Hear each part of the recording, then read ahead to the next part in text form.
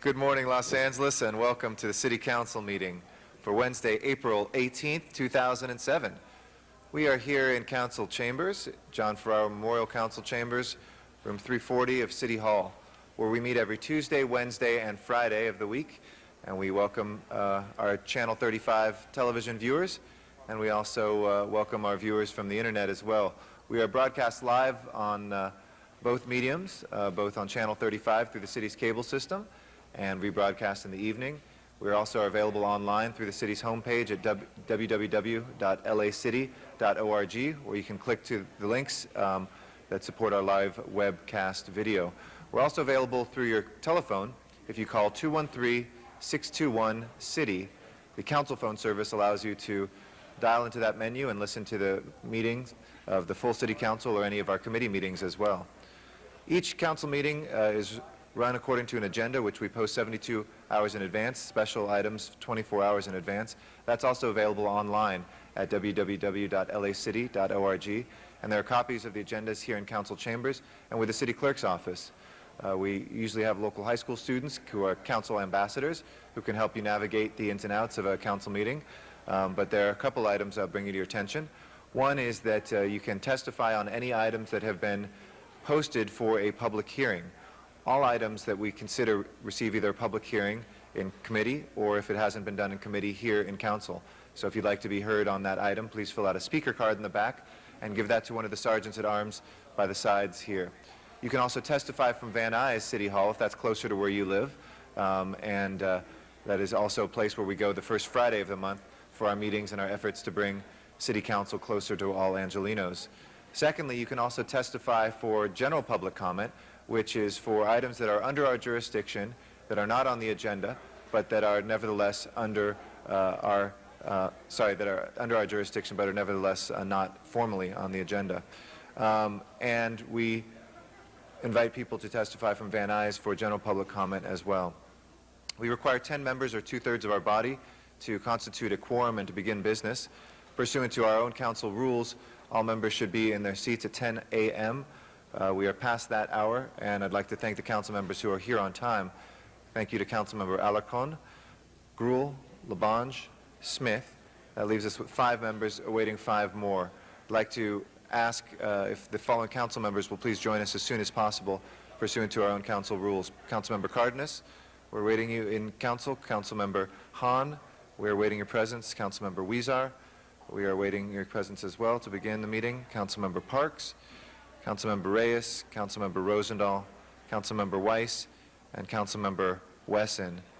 We are expecting Councilmembers Zine and Perry, but they are excused to arrive later.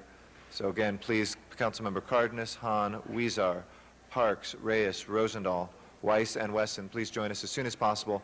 I appreciate our viewing audience and our audience here in council chambers' patience as we await those council members to join us. Thank you.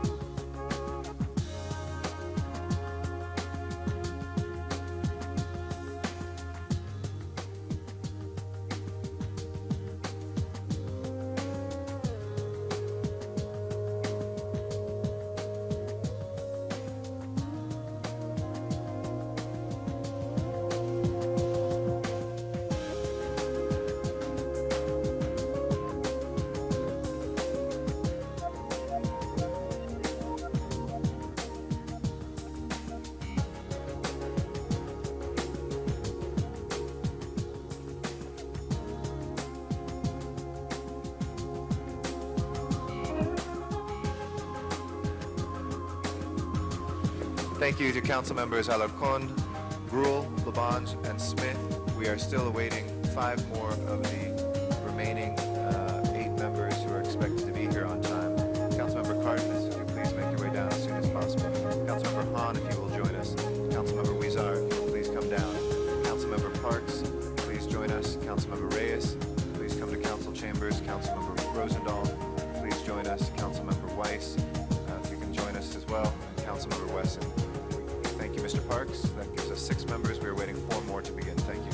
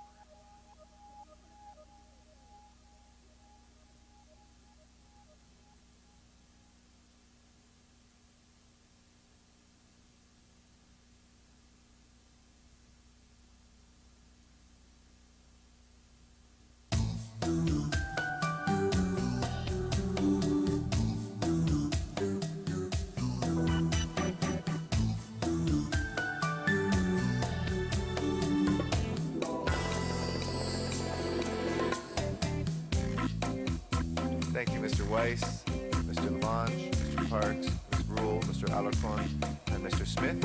We are now up to 7 members, still awaiting 3 more. Councilmember Cardenas, Councilmember Hahn, Councilmember Huizar, Councilmember Reyes, Councilmember Rosendahl, Councilmember Wesson. We are awaiting your presence to begin our meeting. Thank you.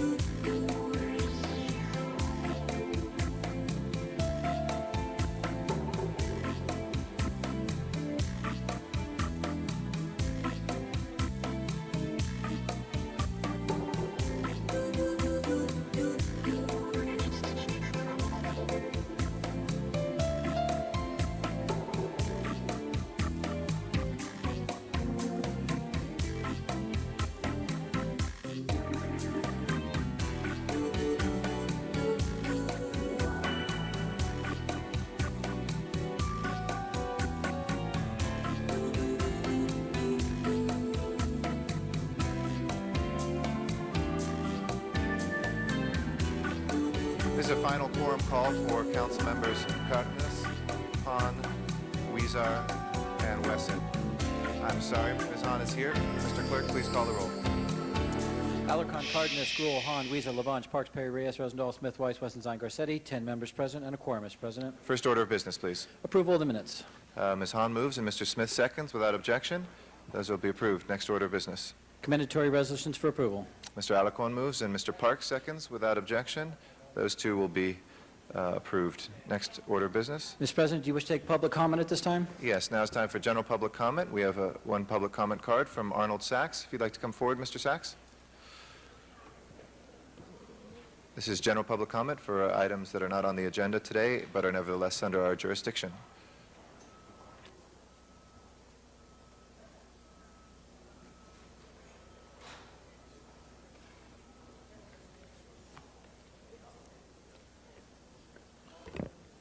Good morning, City Council members. Good morning. Very quickly, in light of some of the news in the LA Times regarding the P, again, I would request maybe that the mayor hold back on his attempt to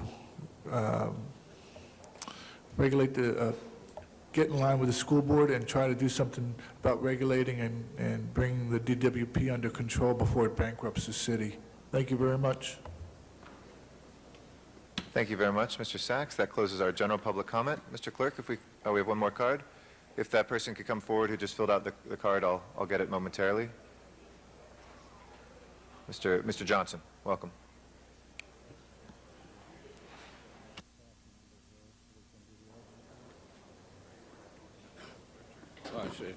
Good morning. My name is Oscar Johnson, and as a citizen of Los Angeles, I've run across so many people in administrative position handling the administration the wrong way. And as I walk down on 7th Street between 7th and Broadway, we have something from the Los Angeles Fire Department called a testing center. It's a truck, and it's got the hose extend from the truck from the crosswalk into the building.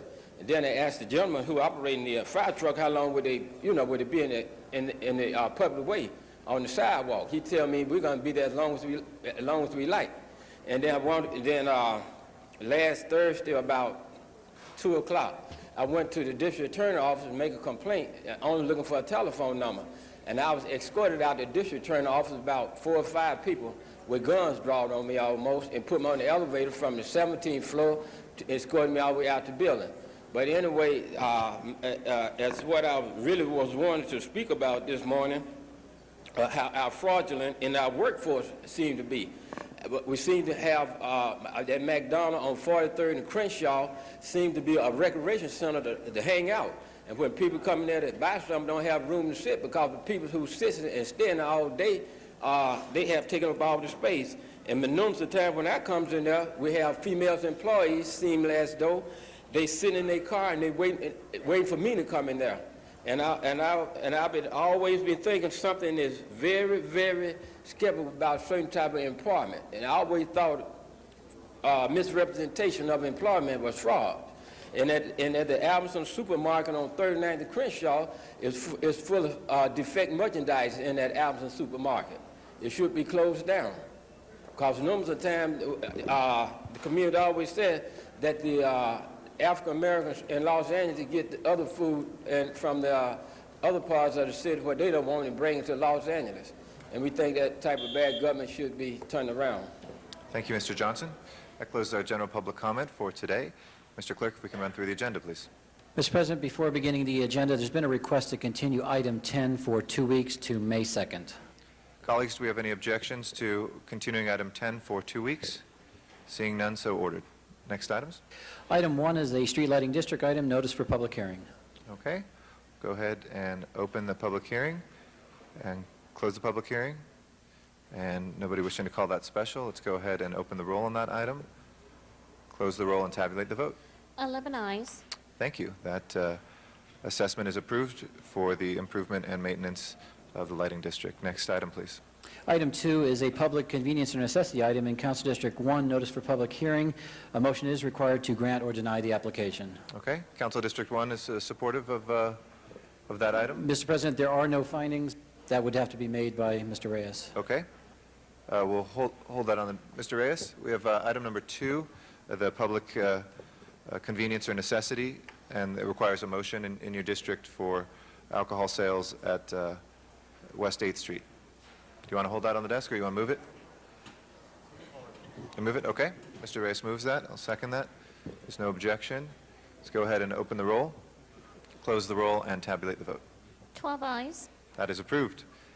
Next item, please. Item 3 is also a public convenience or necessity item in Council District 14, notice for public hearing, and the recommendation is to grant the application. Okay. Mr. Huizar, the item number 3 in Council District 14 we have before us. I assume there's no objection to that, so we'll have that moved. Please open the roll, close the roll, tabulate the vote. 12 ayes. That's approved. Next items, please. Items 4 through 29 are items for which public hearings have been held. Items 4 through 7 are commission appointments. Do you wish to hold those on the desk?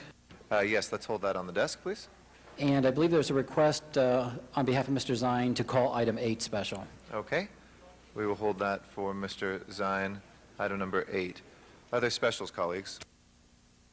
I know Yes. Mr. both Parks? Mr. Parks and I have item 11. 11, Parks and Gruel. Do we have number 25 and then remove both reports on 29? Okay. I know Mr. Alarcon wanted to call that special as well, and then move both reports on 29. I'll second that.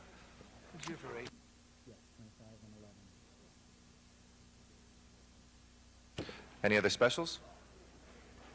Seeing none, let's go ahead and open the roll on the balance, close the roll, tabulate the vote. 12 eyes. Those are approved. Next items, please. Items 30 through 58 are items for which public hearings have not been held. 10 votes are required for consideration. Okay. On those items, we will open and close the public hearings. I do not have any cards for those. Colleagues, any specials? Items 30 through 58. Mr. Parks? 52? 48 and 52 for Mr. Parks. Mr. Reyes? Number 57 for Councilmember Weiss. Okay. 57 for Mr. Weiss. Any other specials, colleagues? Yes, Mr. Smith? 47. 47 for Mr. Smith. And seeing no other special items, public hearings having been held, oh, sorry, Ms. Hahn? 43 for Ms. Hahn. Last call for any specials? Seeing none on the balance, Madam Clerk, please open the roll. Please close the roll and tabulate the vote.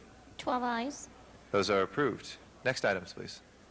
Items 59 through 61 are the closed session items. Do you wish to hold those on the desk? Yes, please. Without objection, we'll hold the closed items on the desk. Next item? On the continuation agenda, item 64 is a commission appointment. Do you wish to hold that on the desk? Yes, let's hold that with the other commission nominees. And if we can call the roll for a special meeting, please.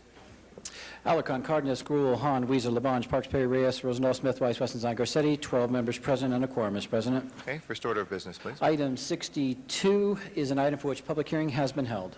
Okay. Anybody wishing to call 62 special? Yes, Mr. Parks. And next item? Item 63 is an item for which public hearing has not been held. 10 votes are required for consideration, and there may be a substitute motion circulated later. Okay. Mr. Labange, you want to keep 63 on the desk until we have a motion? Mr. Labange? On item 63 in your district, there's a rumor of a amending motion. Do you want to call that special while we're waiting? You want to go ahead with it? Okay. All right. Let's go ahead and open the roll, close the roll, and tabulate the vote. 12 eyes. Okay. Well, we'll go forth with pending. Substitute motion on that? Has that been circulated? Yeah. Okay. I apologize, Mr. Clerk. Hold It's it. all right. So we will, let's thank you. reconsider that and call it special. My Please fault. open the roll on reconsideration, Got it. close the roll, and tabulate the vote. 12 eyes. Okay, we'll call 63 special. If we can continue those both into the regular meeting and go back to the regular meeting now. And we'll begin with the commissioners. Commissioner, The first appointment, item number 4, is Ms. Helen Hahn to the Commission on the Status of Women, All right. and 2 votes are required on this item, Mr. President. okay. Ms. Hahn, if you'd like to come forward. We welcome your interest and desire to serve the people of Los Angeles through the Commission on the Status of Women. And I know Mr. Zine is on his way here from the airport, and that came through the Personnel Committee. But in the meantime, wanted to thank you for putting yourself forward and see if you had any comment to make before the council Well, at this time. thank you very much, Mr. President, and the members of the City Council. It is truly an honor for me to be here this morning, and I thank you for the opportunity to address the council members on serving on the Commission on the Status of Women. This appointment is very meaningful for me as someone who comes from a family with 4 daughters, as someone who comes from a culture who has traditionally been limiting women from the Asian culture, and as the CEO of the National Association of Women Business Owners, I represent the interests and the concerns of women entrepreneurs who represent 335,000 businesses in the Los Angeles and Long Beach arena. So as the fastest growing segment of the economy, women entrepreneurs represent about 43% of all privately owned firms, and we generate more than $313 billion in revenues and employ more than 700,000 people. And at NAWBO LA, we operate under the principle that it is really our responsibility as individuals to own the future. And the concept of owning the future for us is way more than just owning our businesses. Instead, it speaks powerfully to the expansion of the notion that we have individual responsibility in the community, that it is a shared responsibility for taking ownership for a future together. And when we look at the history of women and the status of women today, we cannot help but recognize that we've come a long way. But at the same time, it is also important to recognize that there is so much more to be done. And we have a responsibility, I believe, to live up to the challenges and the things that we need to look at in terms of how women live and work in this country. And we need to raise our voice, wield our influence, and leverage our profile to change the culture in which we operate, expanding our definition of self-interest beyond the walls of our own individual houses and businesses so that it embraces the larger question of who we are as a society. So, as someone who is truly committed to increasing and expanding the status of women, socially, economically, and politically, I am happy to contribute my time and my resources to serve the city and the Commission on the status of women. Thank you very much. Thank you, and thank you for your service, both in this capacity and with your professional life as well. We appreciate that. We have two speakers from the council who would like to add their good wishes and perhaps ask some questions as well, Ms. Gruhl and Mr. Rosendahl. Ms. Gruhl? Thank you, Mr. President, and thank you, Helen, for your willingness to serve on the commission. It's a critically important commission in the city of Los Angeles. When you look at the issues that affect women, when you look at the issues that are challenges, I guess you'd say, in our police department and fire department on the hiring of women, when you look at the domestic violence issues, I think that the role the commission can play is really critical. I think your experience at NABO and the issues that are important to women-owned businesses and how we can, as a city, be more business-friendly, again, particularly to some of the minority and women-owned businesses here in Los Angeles. So I appreciate your willingness, wholeheartedly support your nomination, and look forward to you coming back and telling us about public policy issues, legislative issues that we can get involved in to help the commission and to support the commission. It's really a powerhouse group of women. I've had a chance to meet with a couple of them recently, and are also with your executive director, general manager, Paula Petrata. This is a critical piece of the city. We don't talk about it enough, and so I hope that you'll come back and be with us on ways in which we can change things in the Los Angeles that can improve the lives of women. So thank you for your willingness. I don't have any tough questions for you. I've asked them to you already. So thank you very much, Mr. President, and I wholeheartedly support your nomination. Thank you, Ms. Gruhl. Mr. Rosendahl? Thank you, Mr. President. Indeed, I will be supporting you as well.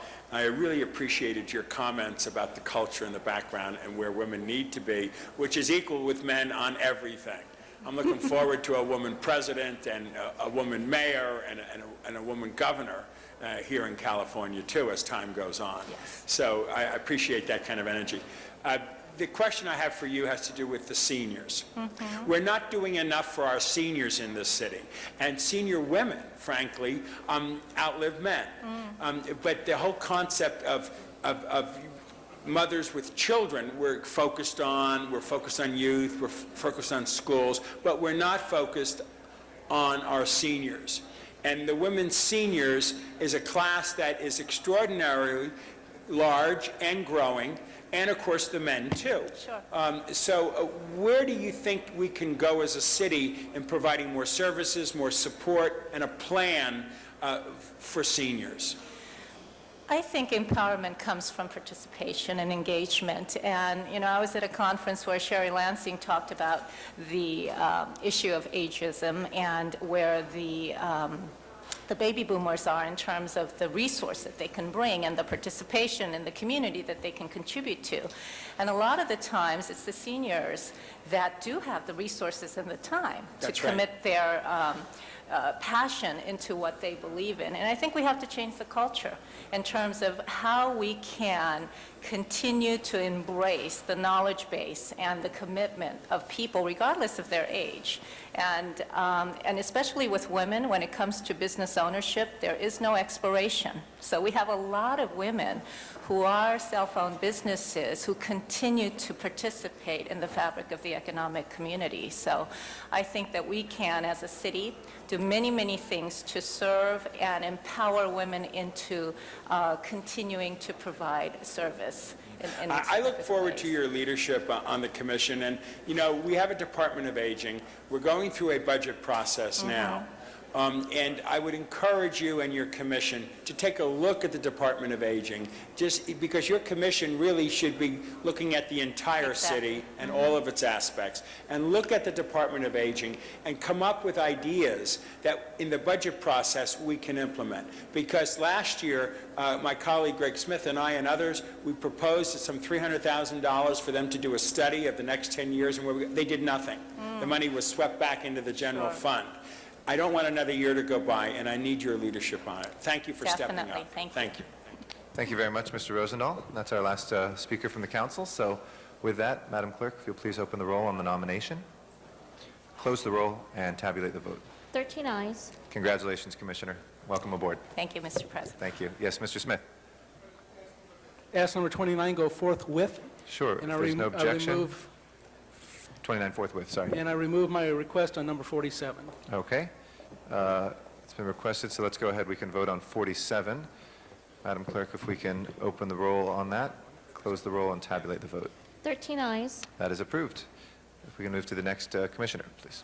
Mr. President, the next ones, items 5 through 7, are appointments to the Los Angeles Convention and Exhibition Center Authority. I'm going to ask all of our nominees to step forward, and I'd like to recognize the chair of our Trade, Commerce, and Tourism Committee, Ms. Hahn.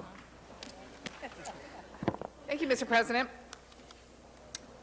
All three of these appointments have to do with our Convention and Exhibition Center Authority, which is the authority that oversees buildings and financing and our debt. So I think it would be interesting for all of our colleagues to maybe hear from each of you, because you all actually have very interesting backgrounds. You have very interesting experience and perspective that I think you bring to this commission. So maybe all three of you could talk about how you think your background, what it brings to this authority, and then maybe each of you could talk about what you would like to focus on in terms of the authority. I think that would be interesting for all of us to hear. So why don't you start? Good morning. My name is Monica Torrey. I come with 11 years of radio and marketing background, and that's what I definitely hope to bring with the expansion with the LA Live project. Definitely the LA Convention Center is creating that ultimate experience for the residents of Los Angeles and those that are visiting. In addition, I support the fact that with the growth of the Convention Center, that it does create jobs. Economically, it benefits the city of Los Angeles, and with the emergency systems that are in place after meeting with Mr. Hill, the LA Convention Center is definitely creating an experience for everyone, residents and visitors. Thank you. Hi, thank you very much for this opportunity, Councilmember Hahn, to address the City Council. I believe, being here as a resident of 4 decades now, under Councilmember first Cunningham, to, I believe, the next successor was, help me here. Nate Holden. Holden. We won't tell him that we forgot. And then also Martin Ludlow, and now Council Member Wesson.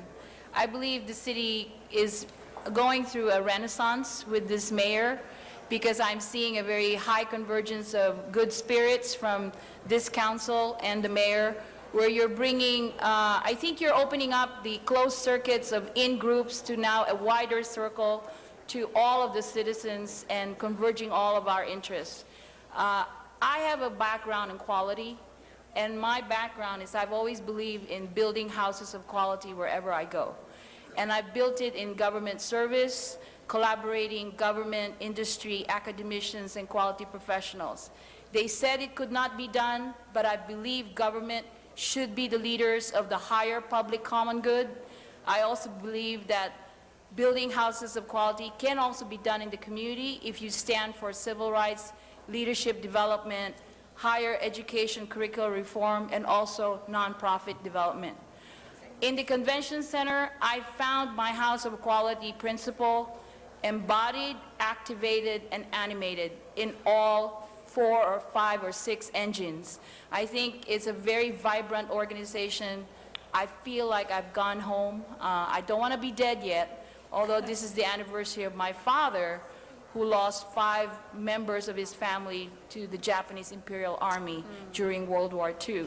So I credit him for the principle that he has given me, that education is a solid currency that is not devalued or inflated, but it stays solid within your core. And I thank Council President Eric Garcetti for how he has taken care of our community, and he's much revered in our community because of how he has taken care of our veterans. So, and I want to thank all of the council members here who are working with this mayor, who are making this renaissance happen for this city. What I'm going to do for the city council, the city convention, is bring all my resources into that convention. I'm like a walking billboard. They call me Prosy.com. So whatever connections I have, I will connect it to the LA convention. And I'm very, very happy with this appointment. This is my second appointment. The first one was a baptism of fire under the Civil Service Commission. Thank you. Good morning, Mr. President, council members. My name is Carlos Alfaro, and I'm a resident of Los Angeles, an entrepreneur. My brother and I own a business that has been established now for 10 years. Over the last several years, I've had the opportunity to serve on several business organizations, as well as the Quality and Productivity Commission of the City of Los Angeles. It's an exciting time for the City of LA, in my perspective. There's a lot of development, a lot of changes that are taking place, both economic and demographically. I came as an immigrant to this country and in 1982, and over the years, my brother and I established a business. We've had an opportunity to succeed, and I enjoy giving back and volunteering in the community. So one of the things I hope to bring to the commission is an entrepreneurial perspective, is looking at the opportunities. The LA Convention Center is a vital and strategic role towards enhancing and positioning the city of LA in a global perspective, in a global economy. So what I hope to contribute is my input from the private sector and relationships that I've established over the years in the business community. Thank you for your consideration. Well, thank you very much. I think we have all been very much impressed by your statements and by your background. I have a sense with our new general manager of the convention center, the commissioners that the mayor has appointed. I believe we're going to have a renaissance of our convention center and our refocusing on how important bringing tourists to Los Angeles is, and how much that really does impact our general fund. And you should all know that my colleague Bill Rosendahl and I are pursuing the idea of building a mini conference center over by LAX, and we will expect this authority to take a good look at that in terms of how to finance that and how that might enhance the convention center.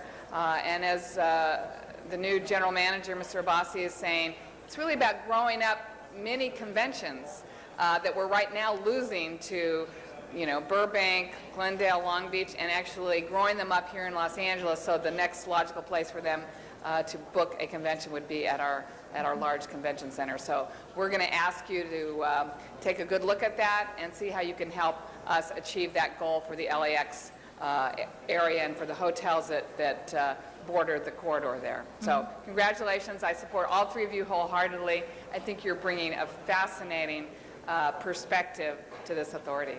Thank you. Mr. Rosendahl.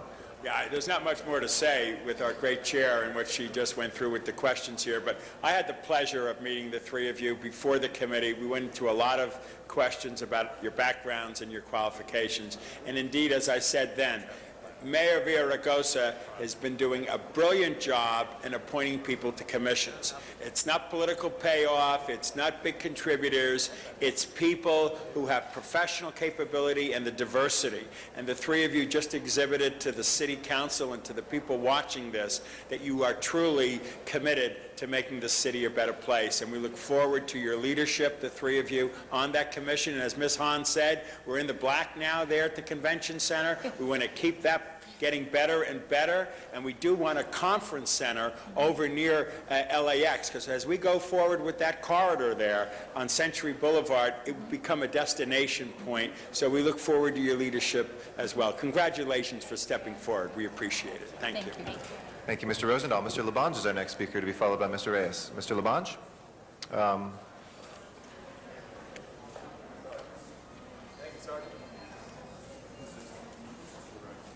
I just got an opportunity to greet these fine new commissioners for Mayor Villaraigosa in the city of Los Angeles. I just want to thank you.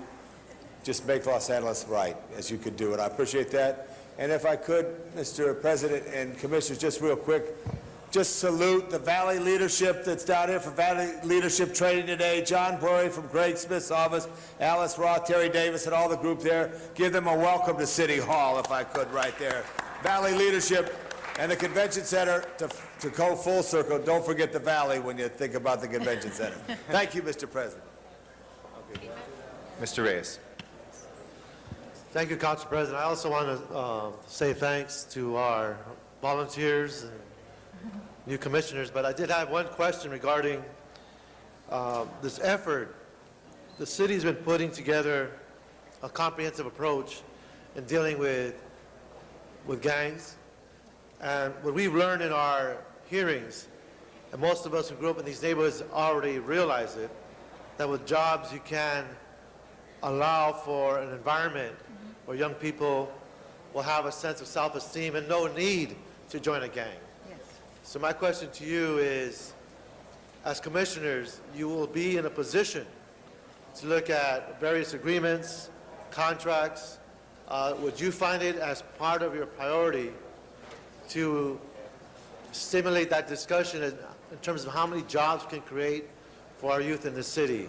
Yes. Is there a way to challenge and look at decisions made by the department and or agency reps and break down that question as to how many jobs are created? Is that something you're willing to do in your process? I mean, it's always been my principle to look at how we're Move the microphone closer. I'm sorry. It's always been my principle to look at the effect of our actions on the youth, because I always view the youth as our potential leaders. And if we're not treating our youth, very effectively, and we're not showing a good example to them, then we're also growing ineffective leaders. But if we have that kind of paradigm, and we're seeing how our particular decisions are affecting the potential leaders of this city, then I believe we will always make the right decisions for them. In your orientation and or preview of your role as commissioners, was there any mention as to your discretion and or decision-making when it comes to contracts or allowing for the creation of jobs or prioritizing youth? Has that come up yet? Absolutely. It was something that was mentioned with regards to the economic impact that the convention has, the jobs that it creates, as well as the educational services that it provides throughout the year. I grew up in the city of Los Angeles, and I grew up in some of the areas where it was gang infested, and I come from those neighborhoods, so I completely agree with you. And in our position is being able to find ways to be able to connect with those communities. If the communities in LA are safer, is able to attract more tourism, is able to attract better housing, is able to attract more business, more commerce. So the convention center is in a key place in downtown where it impacts a lot of the Pico Union, the Figueroa sector, and in our view, or at least in my role, is looking at how we could leverage all of those resources around that area to have a positive impact on those issues that the city is trying to tackle. Could I highly suggest or recommend that perhaps as commissioners, you could request the department to highlight for you how many jobs are actually being created for youth, and perhaps start comparing Okay, year to year what is the real progress, yes. and to really put them to the test to prove that beyond a public relations effort, that we should start creating the infrastructure to train and create access for jobs at a job economic generator like the convention center. If that's something you could highlight, I'd love to see that in your annual reports. Sure. But as commissioners, you have the discretion to direct the personnel to define that for you and actually demonstrate their accountability to that goal in creating jobs for young people. And as of right now, the LA Convention Center, it does generate at least 12,000 or more jobs per year, and some of those employees are full-time, part-time, and contracted, so 12,000 jobs or more are being generated from the convention center. But That's great. I think, Councilmember Reyes, I have never met an organization whose top, middle, and down, I would say, are all coordinated. And you have a very good leadership in Puria Abasi and Philip Hill, who not only, I believe, have 21st century leadership principles, but are very, very sincere in how they serve the city. I have not seen a disconnect between their talk and their actions, and in the way they treat their staff. And this is a very short period of time that I have engaged with them. So I believe what you're asking for is already something they've thought about, or if they're already implementing it. And all I need to do is make sure that that was just done. But I really believe in this team, that they're running on all full sets of cylinders and engine. And believe me, I applaud their performance, their quality, their professionalism. That I am sure of. But Yeah. I also want to make certain Yes. that we see it in black and white in writing. Yes. What is the actual result of that great effort when it comes to creating jobs for our youth, so that we can start chipping away at this real challenge, this debacle that's occurring Yes. in our streets that we know as gangs. So thank you so much. You're welcome. thanks. Thank you very much, Mr. Reyes, and I want to thank our commissioner nominees for their great responses and kind words as well. And with that, we will open the roll on all three nominations. Please close the roll and tabulate the vote. 14 eyes. Congratulations, and thank you again Thank for your you. service. Please give a round of applause to our commissioners. Thank you. Thank you very Thank much. All right. We have one more commissioner. Mr. President, item Oh, 60. I'm sorry, and just before that, I want to recognize Controller Laura Chick, who is here with some of her counterparts from throughout the state, and we want to welcome them to City Council chambers in Los Angeles. So with that, we'll recognize Laura Chick for a quick introduction.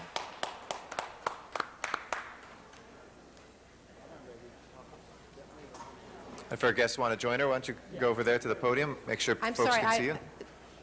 Hello, Mr. President and Hello. council members. I couldn't resist saying to the new commissioners you just appointed that they need to go on my website and read my audits of the Convention Center and the Convention Bureau and make sure that they've implemented all my audit recommendations. So I'm here for a very quick but special reason.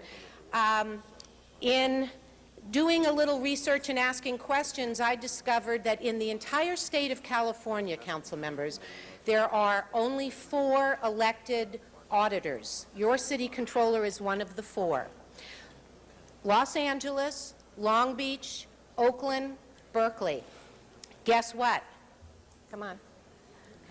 Look at us. Okay? Thank you.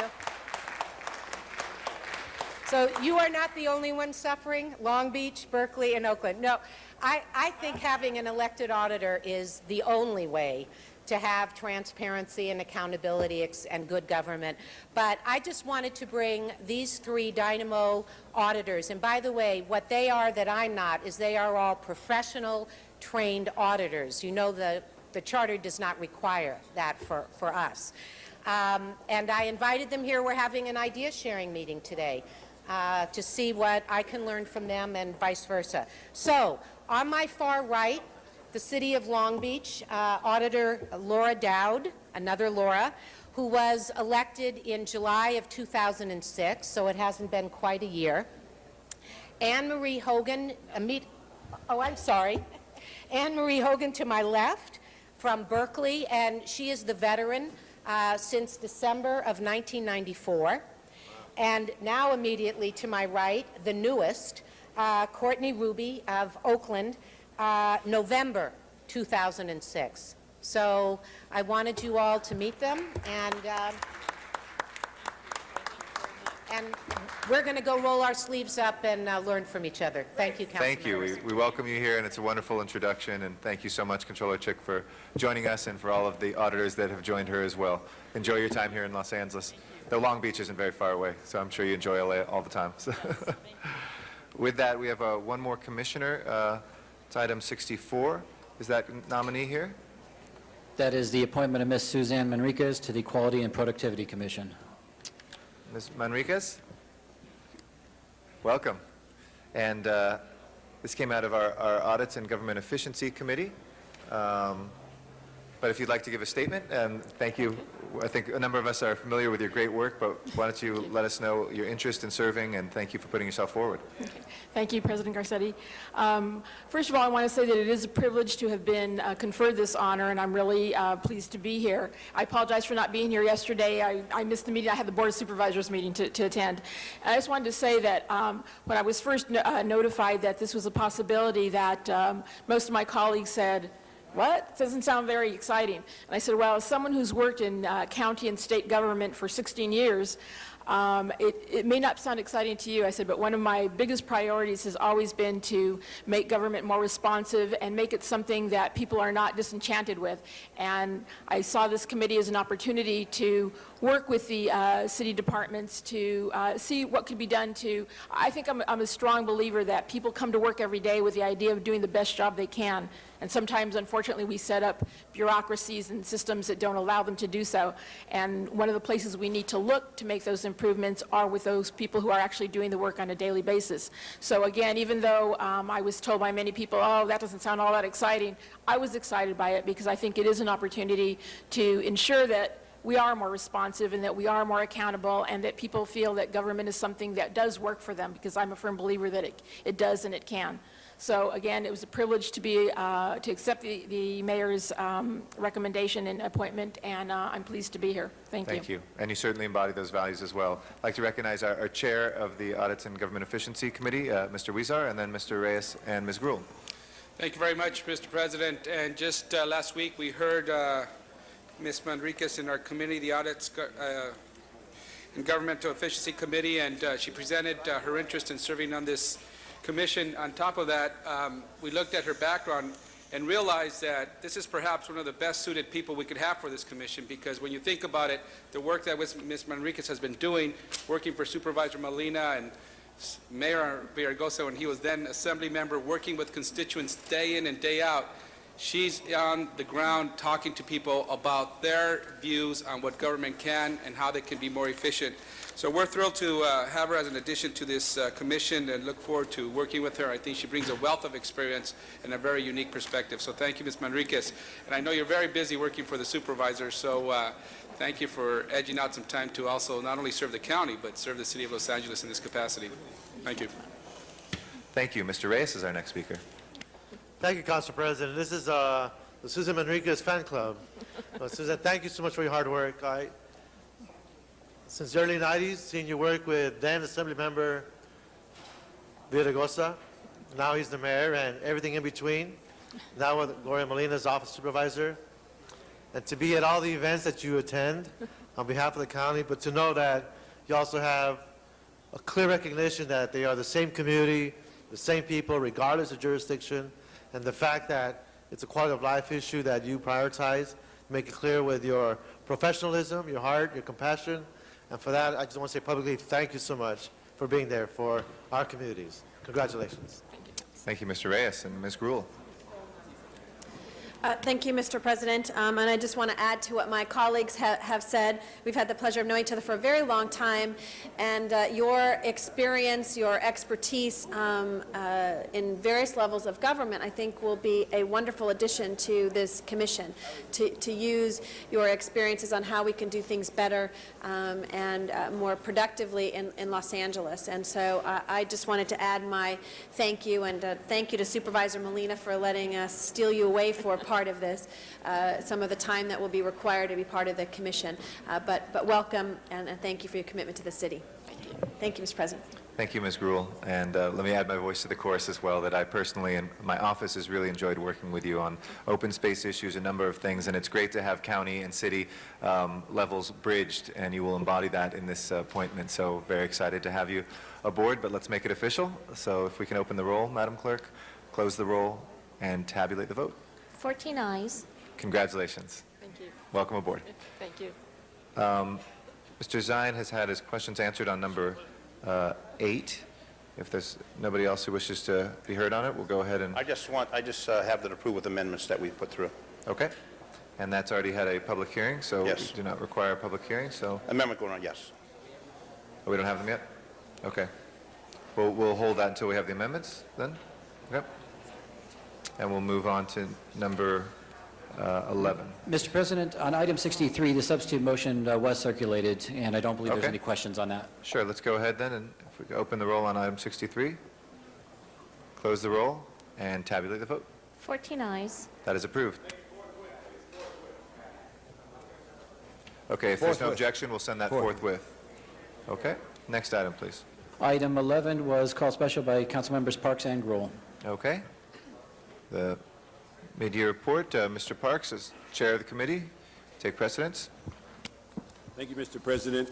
I'd like to ask the staff and Ms. Sisson to come up and give us an overview as to the status of the city's budget at this time, and then we can go into questions. Yes, good morning. You have before you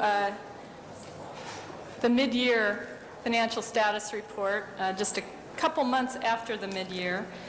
But what we did want to do today is update you briefly on where we see ourselves with regards to revenue and expenditures.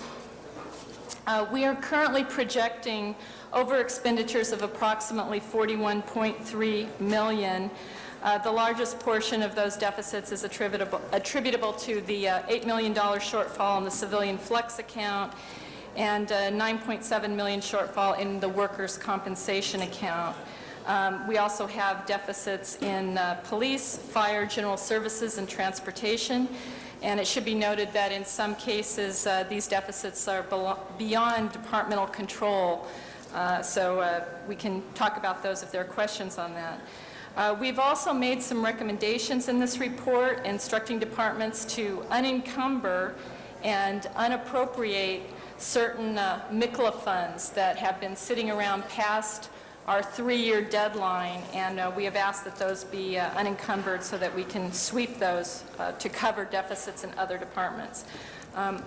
Overall, we expect to still have about a $17 million shortfall in our year-end report that will have to be addressed between now and the year-end.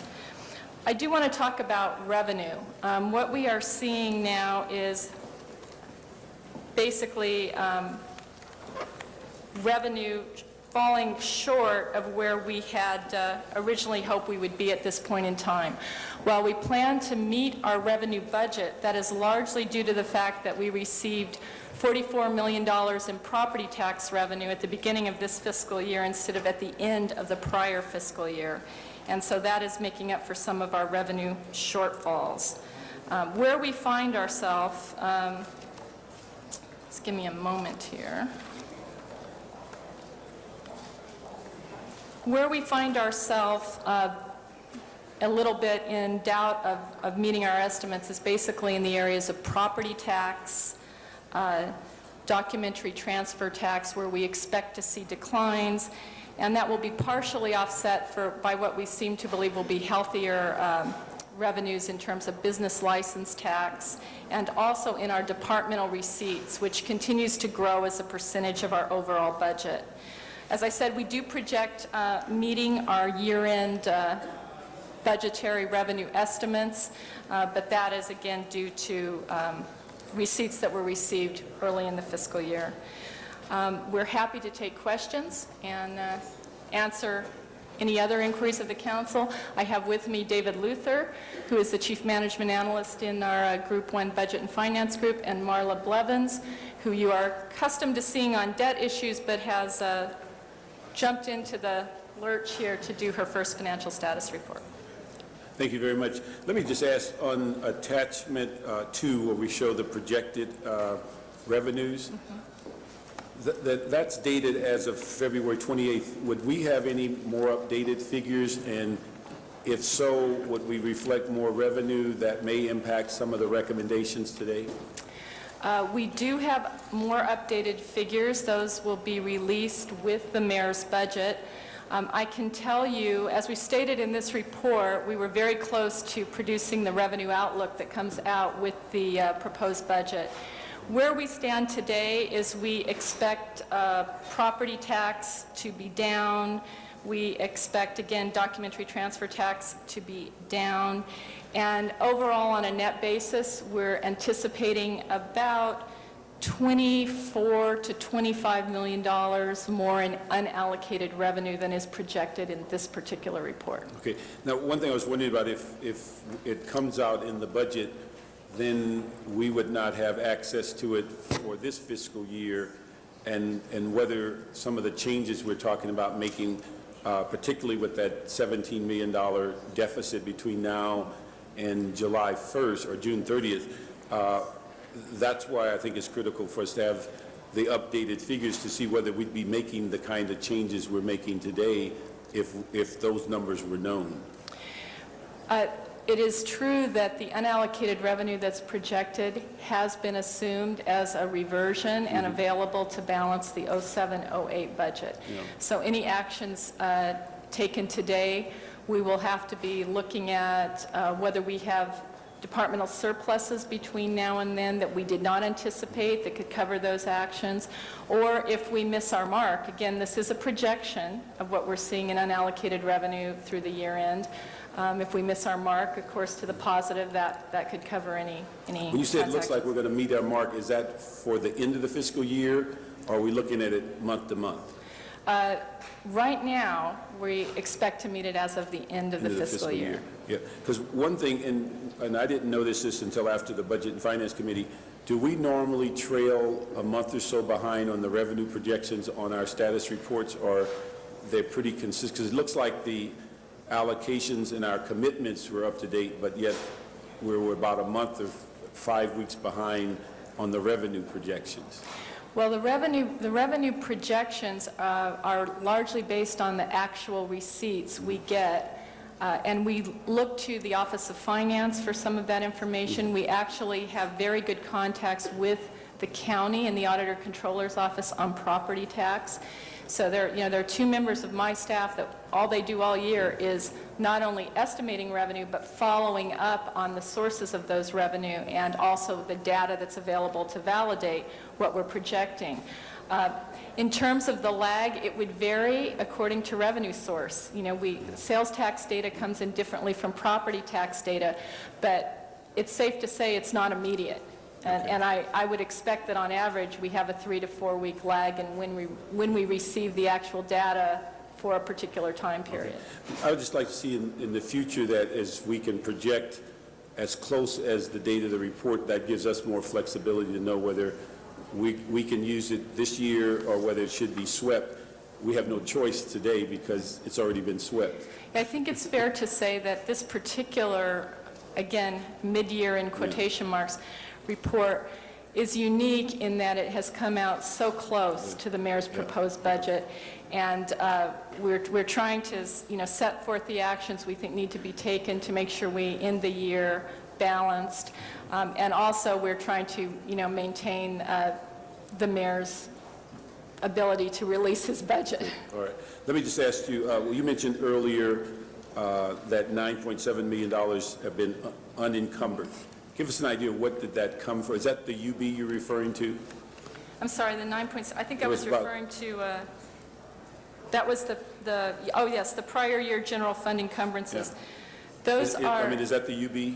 Okay. That is not necessarily UB, it's items that have been encumbered, usually for a program or maybe a piece of equipment, and then it's not purchased, or they're not going to be able to spend it within this fiscal year. I should mention that there was a lot of discussion with departments on which of these funds were needed to complete the fiscal year and which of these funds were not needed, particularly on unencumbering funds, because an encumbrance usually means the department has made a commitment. Okay. The issue is then this 9.7 figure, is that taken from departments, or is that a merger of UB money that we pulled in and removed from departments, or is it separated in any fashion? I was just trying to figure out what the 9.7 represented. The 9.7 was identified in a separate exercise, council member, and it essentially represents what Karen Sisson said. It's prior year monies that can be reverted back to the reserve fund. It's not related to the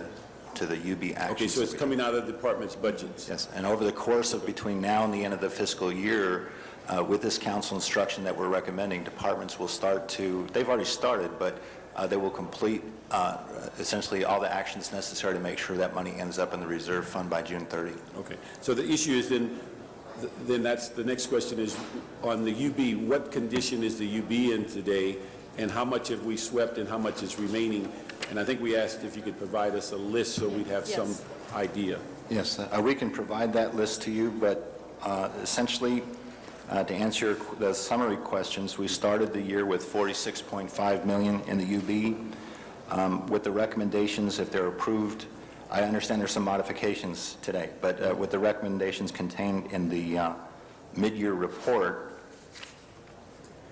there would still be $18 million left in the UB. Okay, and what would be some of the items still left in the UB?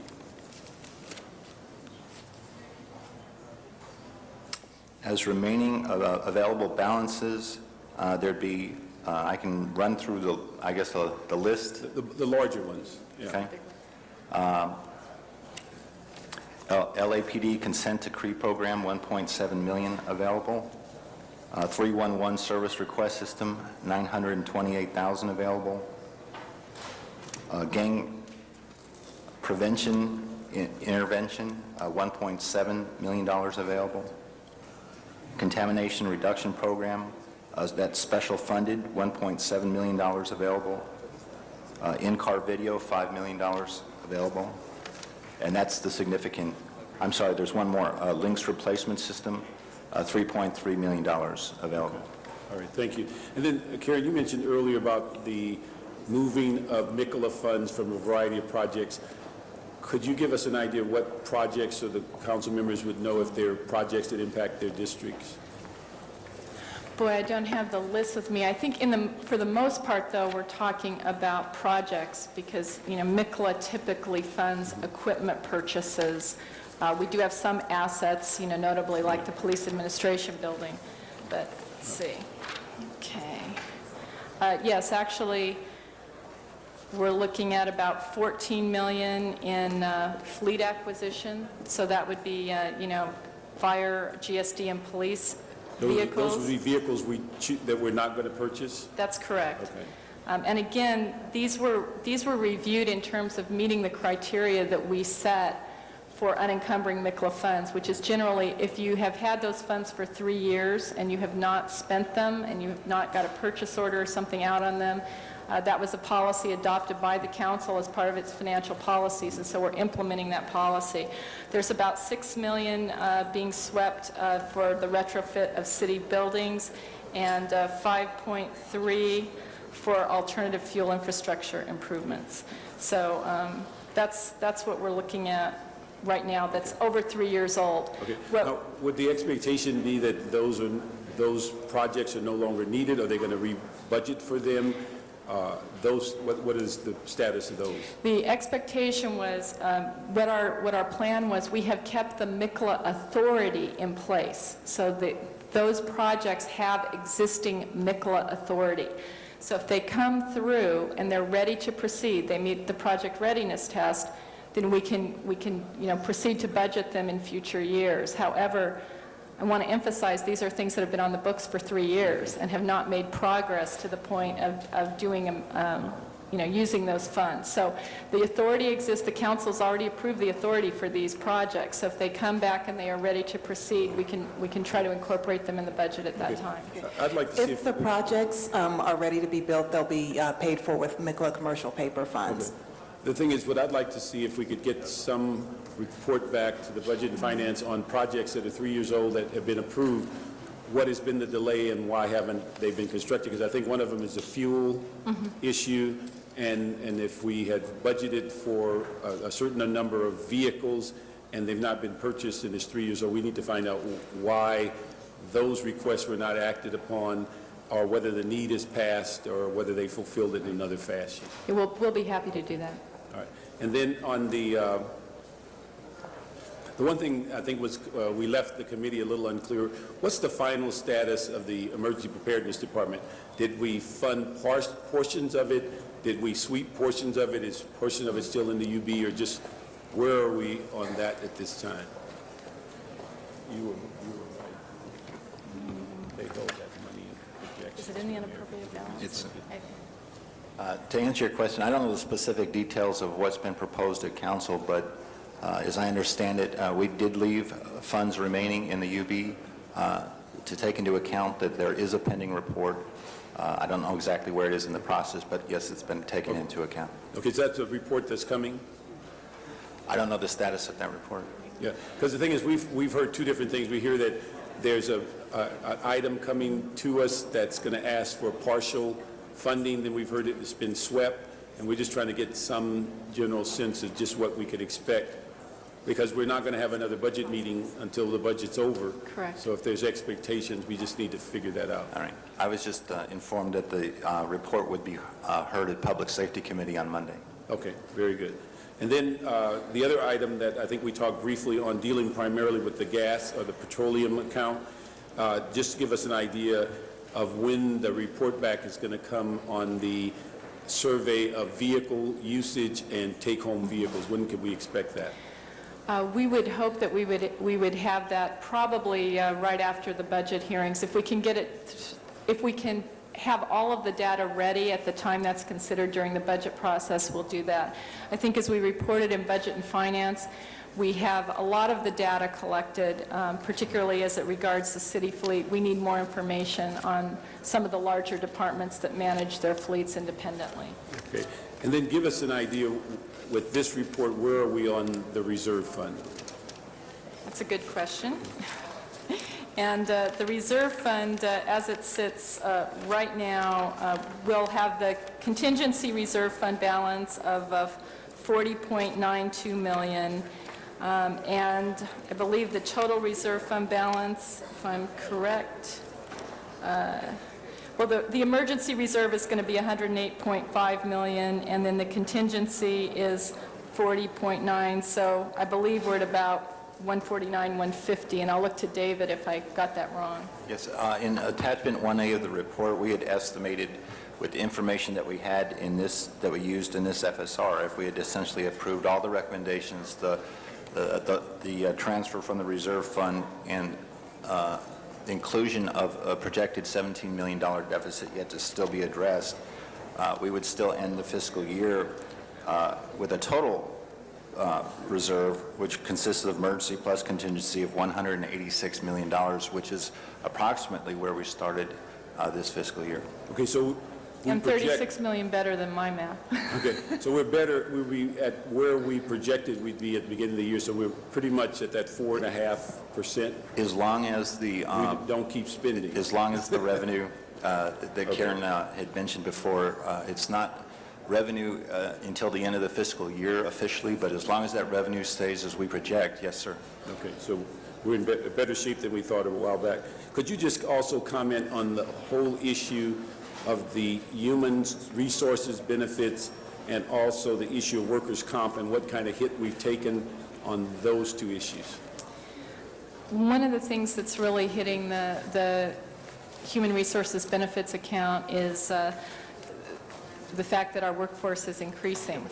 So as we add people to the workforce, that means that we need more money to pay for the benefits packages. So part of that is the increase in the city workforce, and then also we have had increases in some of our contracts, particularly for health. As you may all be aware, we negotiate those contracts effective January 1st, and so we had anticipated a certain level of increases, and then when we actually got our bill on January 1st, it was higher than we projected. So those are the two major drivers in the benefits area.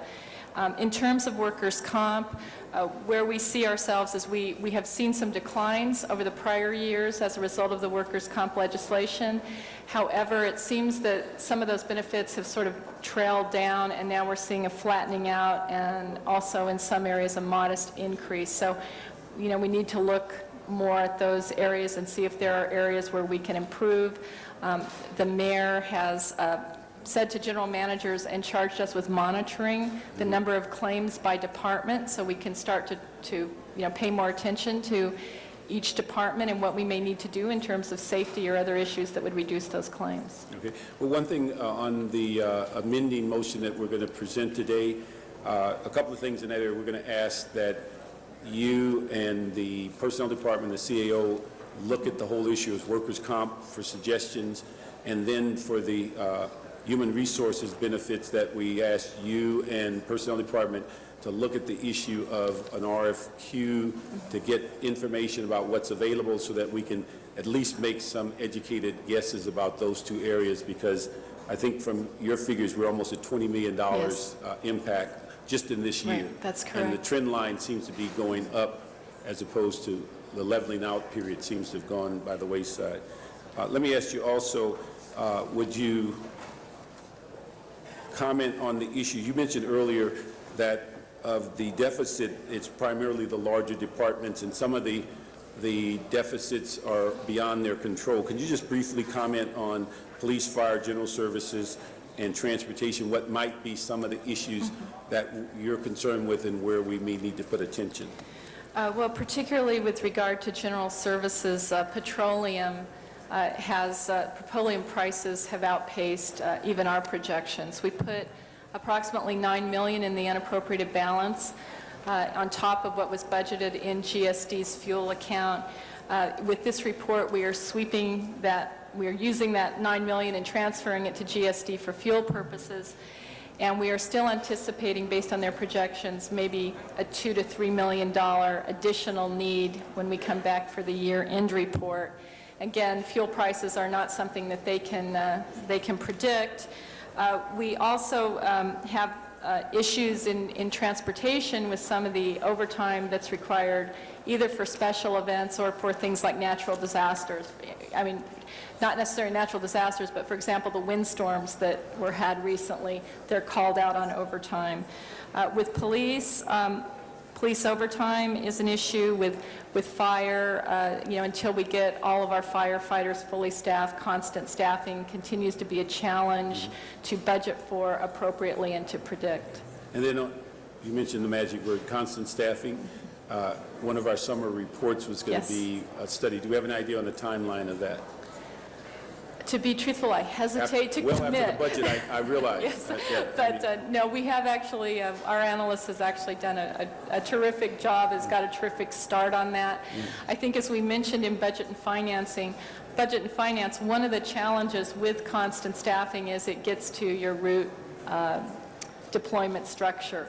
And so it's a little bit more complex than we had anticipated, but I think we have a good start. It would be our goal to have that available for you during budget and finance deliberations. Okay, very good. And then the issues that you commented on your page 54, where you've given specific direction to general managers, I just need to figure out how do we put some teeth into that, because at the very time that one of the top items you're asking people to slow down their hiring, we're not asking for a freeze, but to slow down, we have departments that are actually accelerating at the same time. And I just need to figure out how do we give some emphasis to support you as we give those 4 or 5 instructions so that departments know that they have to toe the line between now and the end of this year and into next year.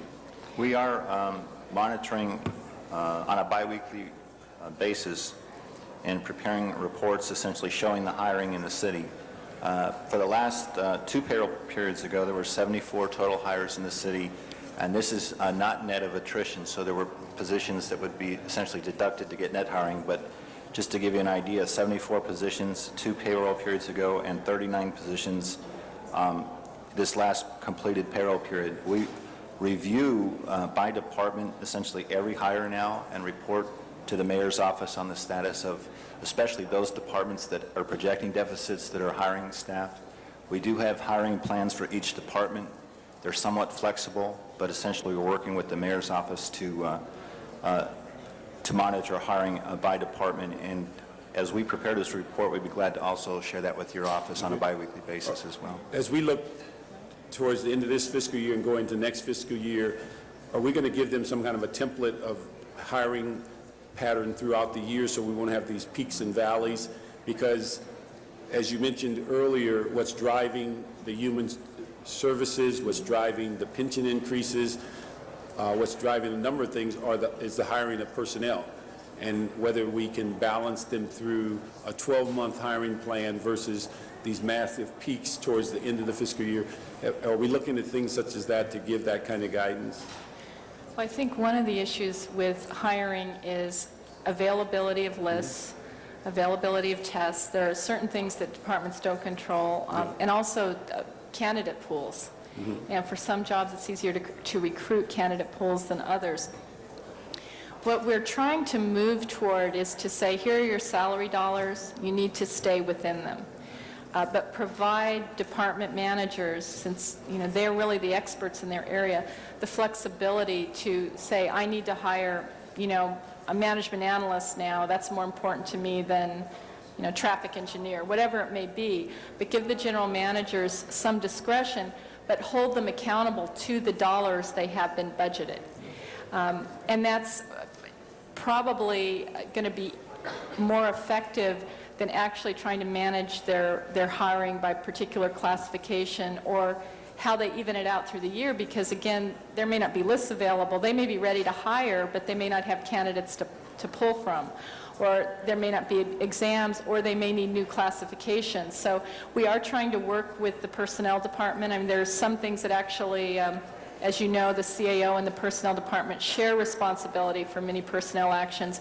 And we're trying to work towards our office is working in a more coordinated fashion so that when departments do have direction, whether it's through the budget or something else, to hire, they're able to do that, but also that we are holding them accountable to that salary budget. And I think that's what we're looking at. As David said, in the end of this fiscal year, we're monitoring that on a biweekly basis. We're having conversations with those departments and, making that available to the mayor's office so the mayor's office can have those conversations.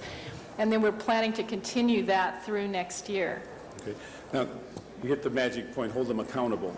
The dilemma that we keep running into is that we set those standards, we've stayed away from hiring freezes, we've done all those things because general managers have said we can't manage with those kinds of impediments.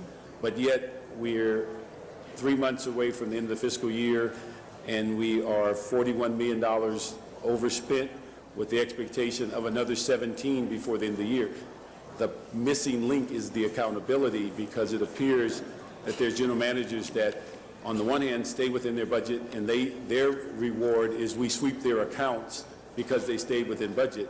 Those who do not stay in budget, we reward them by giving them more money. And so the accountability issue is what's lacking, and then it falls right into my last question is, what do we do and where do we find the $17 million that we believe at a minimum is expected by June 30th, when we know that all the expected new revenue that would come in between now and June 30th is already in next year's budget. So our choices are what? To unravel 07 and 08 before it gets started? Where do we look at that accountability and how do we nail those things down so general managers know it's just not a veiled threat, it's actually going to impact you? And then we reward the general managers to stay in place that say, if you stay within your budget, we won't sweep you. So that's the missing point, is the accountability, because there are some general managers historically, there is no accountability. And so that's what we need to figure out. How do we put some nails into that issue when And you I give can- those instructions that it's meaningful. And just, we're over the 6 minutes now, so if we can press the I button. just My want to last answer, question. I just want to answer Thank the you. question on the 17 million. We did take that into account in preparing the 07-08 budget in terms of the unallocated, the portion of that 24 million that's going to be needed to cover that overage.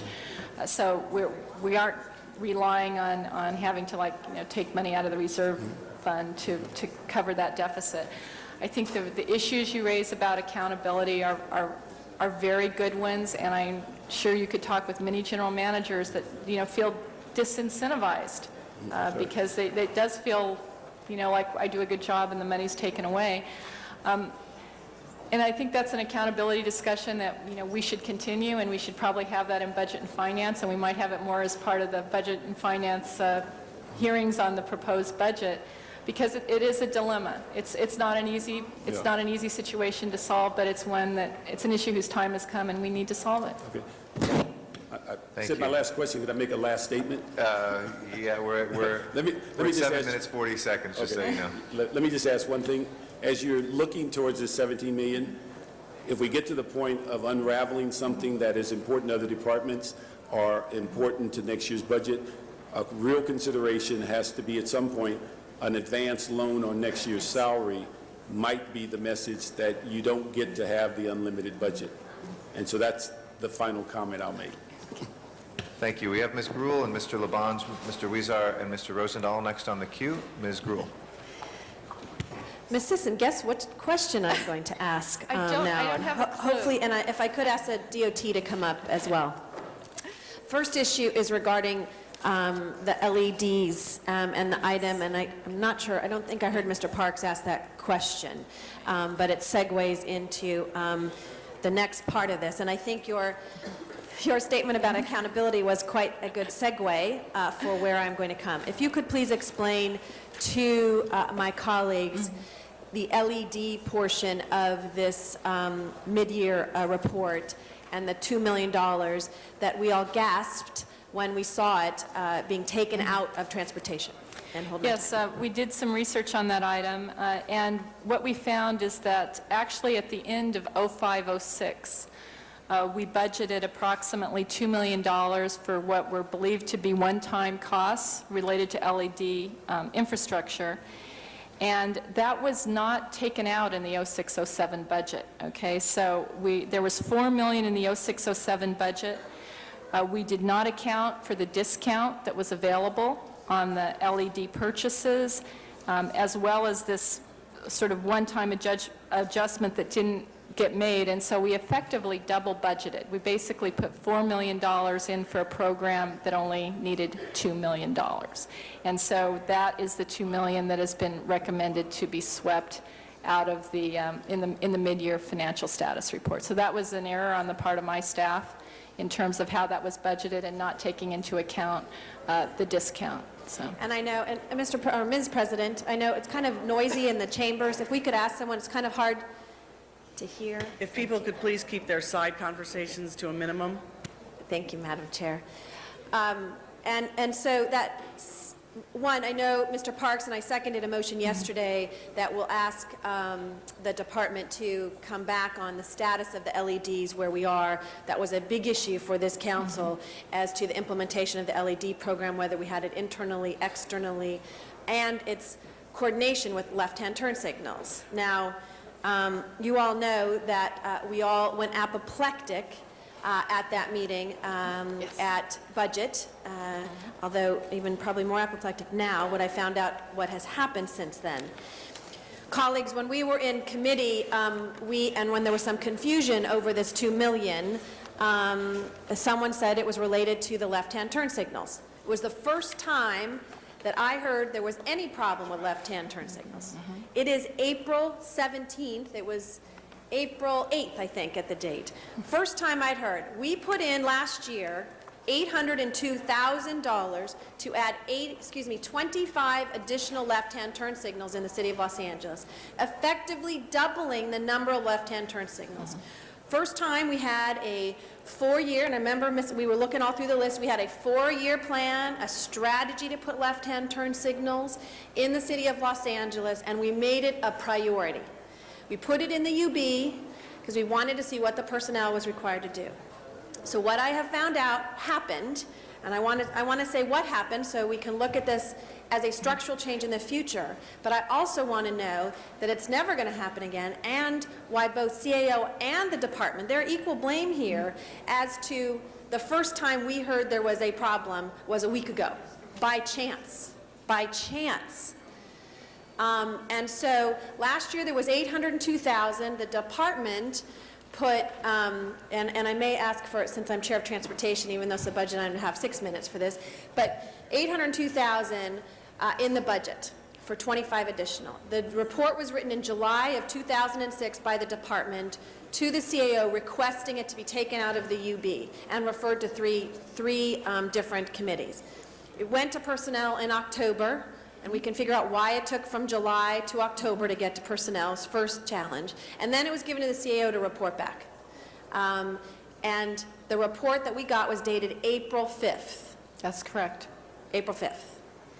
And when we looked at this, and that report says,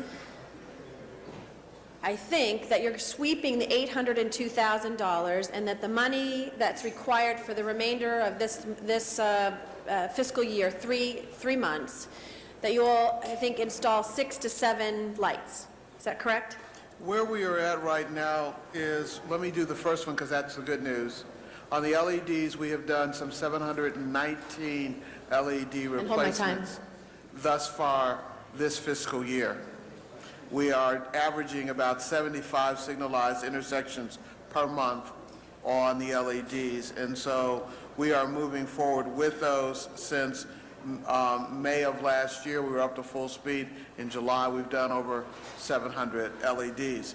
To the left turn signals, where we are at on that right now is, as of today, we have completed some 36 left turn signals or approaches, which is at about 18 intersections thus far this fiscal year. That's great. We funded 45. We funded 45. Again, I know that you didn't have the positions. I want to go back. But what I want this council to know, and the public knows, that we funded 45, and if the department, that 18 is part of what you were... You funded 45 left turn arrows, which is, there are 2, or those are for the approaches. So in actuality, you actually funded only about 21 intersections on average. And we've done 18 of those 21. Okay. How many of the 45? We have done 18 of the 45. No, I have to explain this very carefully. You authorized 45 approaches, not 45 signalized intersections. On average, there are 2 left turn signals at each intersection. So with 45, it's roughly 22 and a half intersections. So what you're telling me is that you were able to do a lot of them even without the $802,000. We were able to do it by shifting dollars with the expectation that when we got ready to reconcile at the end of the fiscal year, that those dollars would be available. Okay.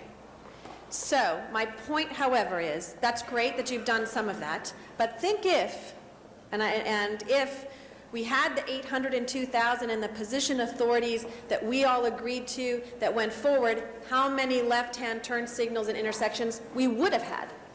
And that's where, when you look at the 4-year plan that this council adopted, we said this is a priority.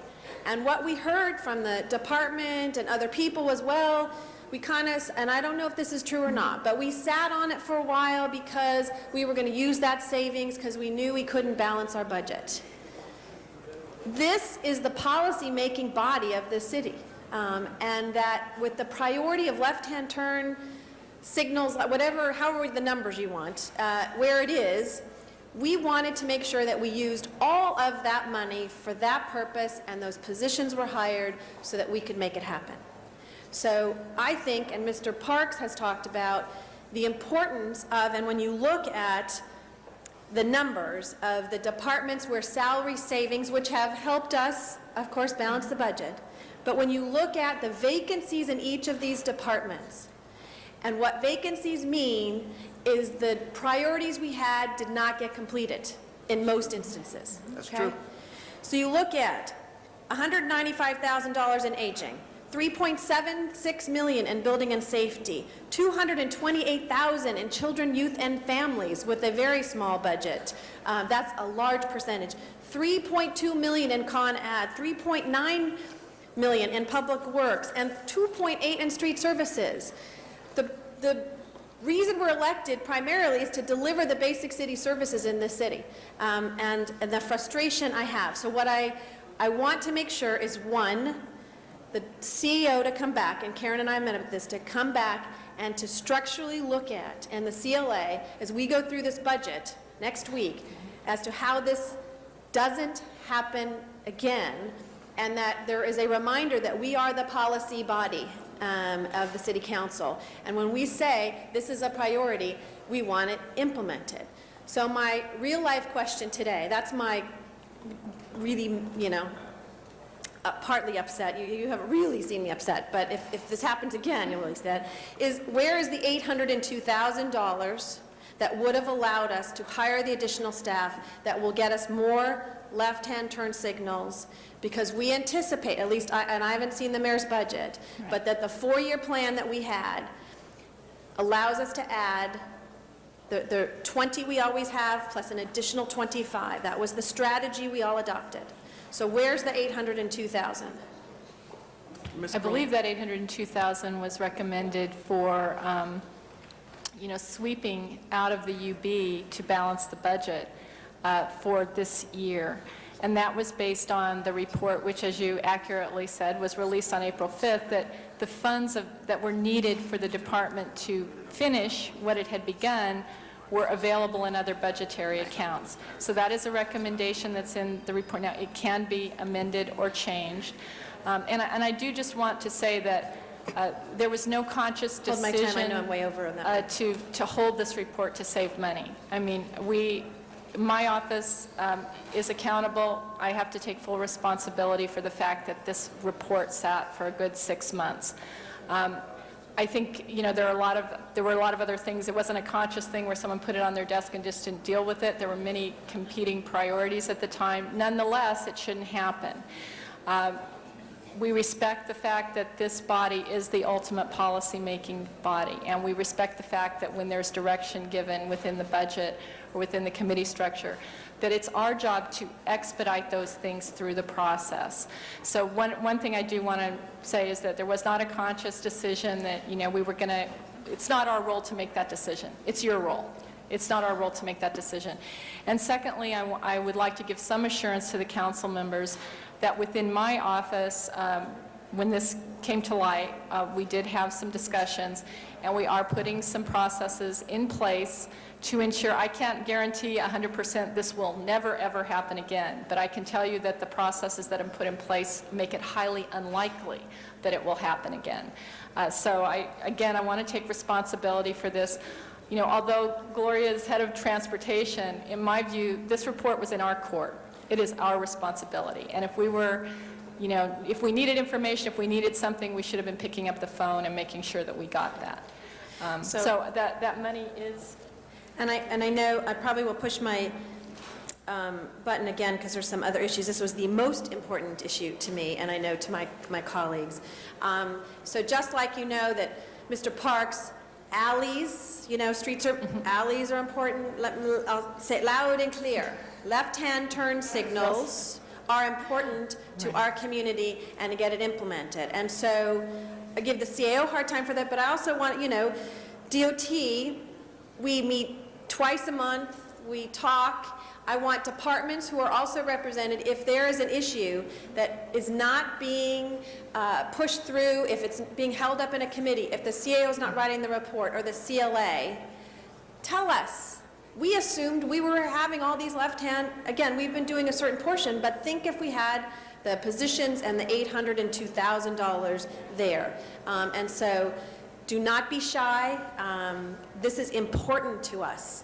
And so I put equal blame on this for us not knowing. And it was only by chance that we asked that question, because the report was April 5th. It would have gone to personnel probably in a month or so. By that time, it would have been July 1st. Ms. Gruhl, if and you we could push your wouldn't have button again. Yes, okay. So just in closing, I want to have an amendment that the $802,000, Mr. Parks, be put back in to our budget for us to do the remainder of those. So Thank you very much. thank you for your patience. Yes, Mr. Labange. Very much, Madam President. Thank you, Ms. Gruhl. Members, this is very important. This is not sweeping it. This is like call the coroner. It's gone. It's gone to Evergreen. It's over. This is issues that really disappoint me because we have not been informed as representatives. And I would suggest, as a member of the Public Works Committee and the esteemed chairman, Mr. Rosendahl, that all public works matter that come to where they may be swept away or dissolved, go to committee before so we know what's happening. This is a track meet here, and people sprint. We hope they sprint to complete the work of the public, but sometimes it gets derailed or they get disqualified if they step out of the lane, if I can use a track term. But we have to have that information, because if we don't know the information, we can't get it. Ms. Sisson, answer this question, if you would, please. On the issue of workers' compensation, on wellness programs, okay? What's our attendance? If we were a high school, would we have good attendance in our departments? Do we know our attendance? Boy, I don't know the answer to that. Okay, I I'd want have the to answer to look that. I just want to say, members, because I think it's important to know if we want to look at where's work, if people coming to work. We want people to come to work and charge hard and help the public. But I think with computerization now, you could tell, you know, is everybody coming to work? Is everybody participating in this great opportunity to serve the people of Los Angeles? I would hope that. And also, I remember a legislative analyst drafted a motion for me to ask that the budget comes out 20th of April, is that correct, or right around there? That on the 20th of October, we have an infrastructure report. So we get the checks around the year, because you know, before you know it, it's Labor Day, and before you know it, it's Thanksgiving, and then boom, it's a new year. Why I'm saying that, and the way I'm saying it so fast, is all this, what you do is very important, and those who work with you to divide the mayor-council budget. It is a mayor proposes, council-approved budget. So we're part of that package there. And I just wanted to, ask truly to start looking at numbers and looking at it. All of us need to see, well, not everybody's, you know, what are the challenges here? It's also workman's comp, but also making sure people are coming to work and make sure they're participating in their service to Los Angeles. And also to ask that committees, whether mine, if there's arts and parks projects, know beforehand. Because you're out there, and guess what? As Ms. Gruhl said, you find out sometimes from somebody right there you didn't even know it got dissolved. It's dissolved, not swept away. I would like to ask one thing. I did work real hard in my district, try to do a good job, and we had a project that was not rightfully designed. We removed the project at Los Feliz and Riverside, and then we went to help out the other project because of a 30 years ago, street widening project, Franklin, Normandy to Western. The walls were coming down. So we had to do an emergency repair, and we had savings into that project. Now you want to take that money and sweep it somewhere. Well, we just did another project on Hyperion where we fixed the street but caused the problem in the gutter. Now the street's going to be destroyed. It's going to cost you twice as much unless we take that money that we save on Franklin and put it over on Hyperion. This is a small thing, but it's important. So I need to work with you on that. And also, members, we fought, and I fought when I got here, for Wilshire Boulevard. It's still a problem. Wilshire Boulevard between Van Ness Avenue and all the way west to La Brea is one of the worst curb streets because of the intensity of the 4,000 MTA buses, that if you lined them up from the Palisades in Santa Monica, you could go walk on the top of all of them to Montebello. It's destroyed the street. There was $10 million that were put in the budget, and they were swept away. And now people look at me and say, Tom, can't you fix the street? And I thought you had $10 million, which was going to half go to the south side, half to the others. This is before you got there, Ms. Sisson, because this process here just took it away, it dissolved it. So we have to, I think I said my piece, I think you understand it. It's very important, your role that you're doing. I think it's very important the general manager, of all general managers, transportation, #1 issue. And to be shocked, as you were, it doesn't help us in the operation of the city. So I said my piece. I thank you. I sit down. Thank you, Mr. Labange. Mr. Huizar. Thank you very much, Madam President. At the Budget Committee, the CAO had recommended sweeping an $80,000. Has nothing to do with transportation, but you're welcome to stay here, Ms. Jeff, and listen to this and answer the question. The CAO had recommended sweeping an $80,000 surplus in the department's salaries general account. I believe that we gave instruction to keep the $80,000 surplus in the salaries general. I don't see it in the report. Is there? Are you referring to which department, sir? El Pueblo. El Pueblo. El Pueblo. The discussion at Budget and Finance, two things. In the report itself, there wasn't a recommendation to sweep the money. The recommendation that was discussed at committee was to use an $80,000 surplus in 2 accounts to fund as needed hours, and the general manager's here, so I'd rather just let him address that. Thank you. Good morning, Councilman. As my colleague from the CAO indicated, that is correct. You may recall that the $80,000 was actually not part of the original mid-year. There was money that was actually set aside. We came forward and asked for those simply to be allowed to manage within our own budget. The wonderful comments by Chairman Parks, Budget and Finance, and also my colleague in the CAO referring to letting managers manage within their own resources. That's simply what we're asking to do. The $80,000 salary savings, we're not asking for anything beyond what we already have. Those $80,000 would be used, approximately half of that would be used to continue museum hours at El Pueblo. The other $40,000 would be used special events program assistant to ensure that we have And events. that's what I'm concerned about. I want to make sure that we continue to operate the museum with sufficient hours and on weekends and to provide that additional security. And with the report you've presented, I don't see that that's the way it's worded to be allow that for that to happen. There is a motion that we saw. I would call it a draft because I haven't seen a signed copy, but there is a motion that addresses that today from Mr. Parks. Mr. Parks, you have a motion that you're going to amend that will include that? Okay, great. Thank you very much. Thank you. Mr. Rosendahl is next. Thank you, Madam Chair. I don't want to beat a dead horse, but my colleagues have truly articulated our frustration. I'll give you one personal one. Besides the left-hand turn signals, which all of us were enthused about, and what Tom Labange just said about public works projects and so on, the pet peeve on my level was the $300,000 to $500,000 we in the budget process approved last year for the Department of Aging. I told the department we're not focusing enough on our seniors. We need to come up with a plan. I asked them to invest that money in coming up with a 10-year plan, vet it with community, get things going. Got $300,000 in the budget process. It wasn't until you came before us the other day in committee and said, oh, by the way, we'll sweep it into the fund. I said, what happened? Well, nothing happened.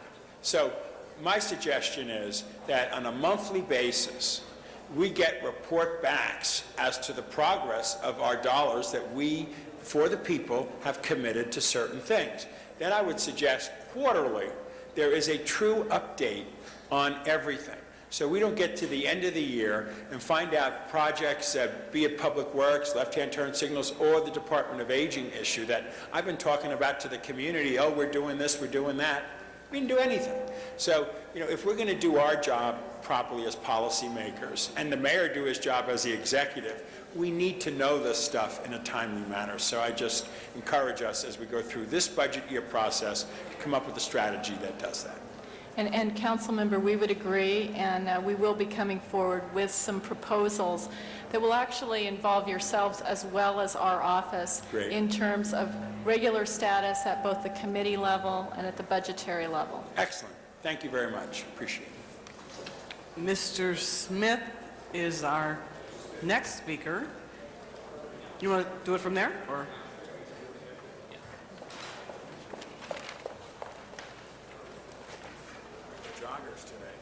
Thank you, Madam President. I was just talking to the chairman of the committee about something. When we had this in committee, dealing with Public Works, we were concerned about whether we were completing our work projects or not. And I received a letter today stating that everything was going to be done as far as resurfacing, slurry sealing, dirt and street alleys, and sidewalk repair, but wasn't going to get done this year in the work process was going to be the street tree issue.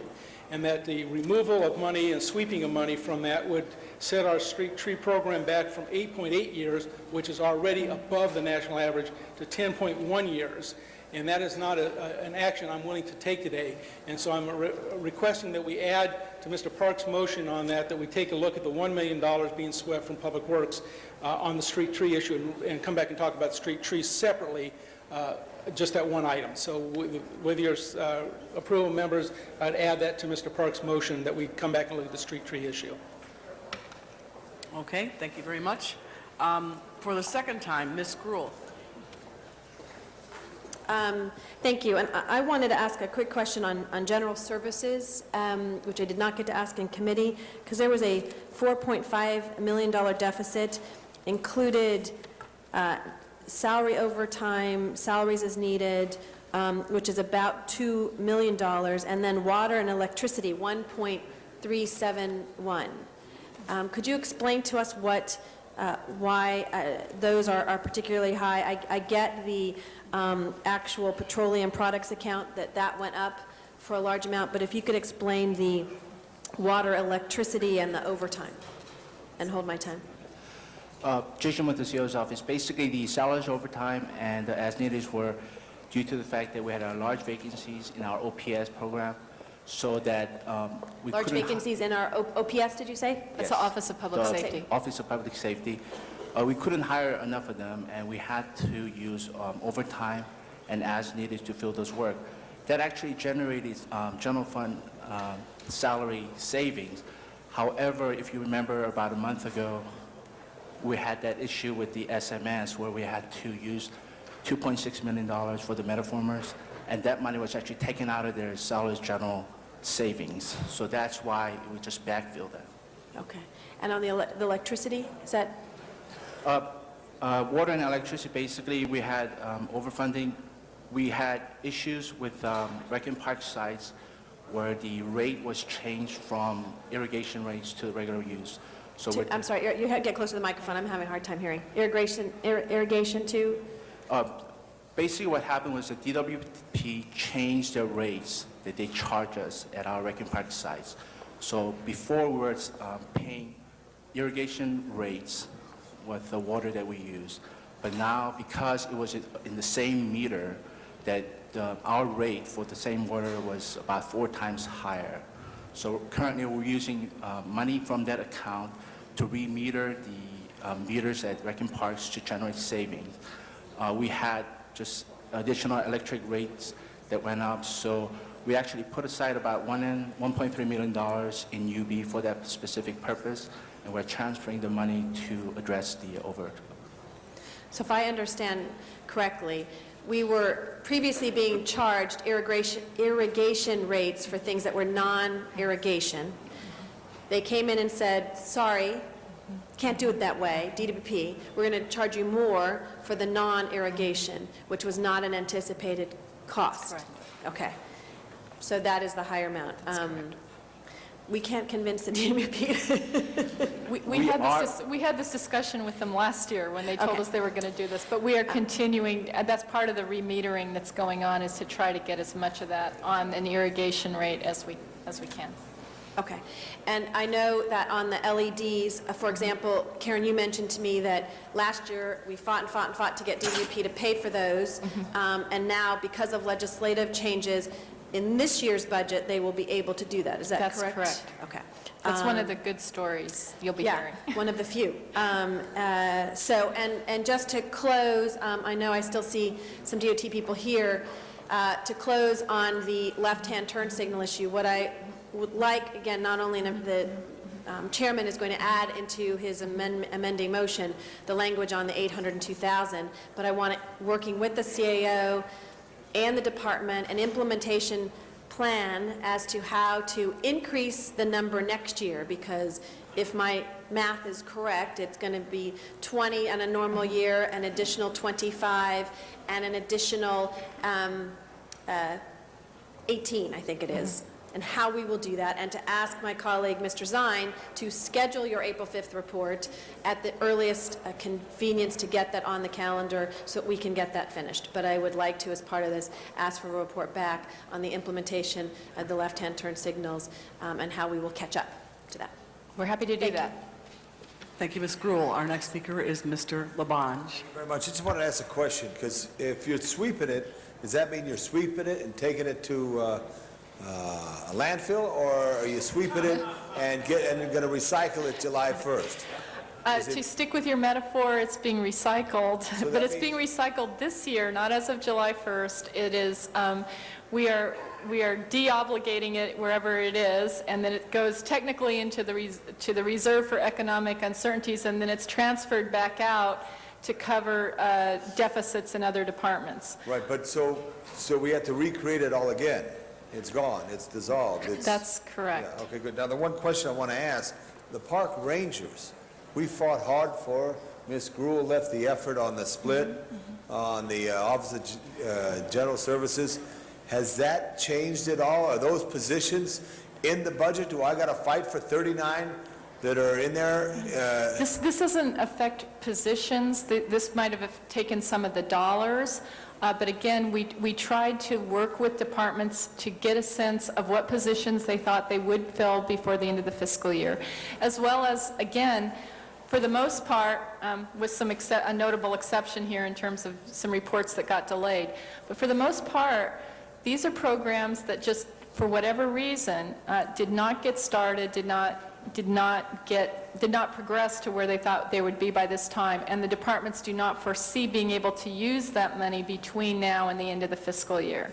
So I think in many cases you will see that as departments put forward their 07-08 budgets, they again ask for dollars for those programs, but at this point in time when we spoke with them, they indicated that they could live without this money.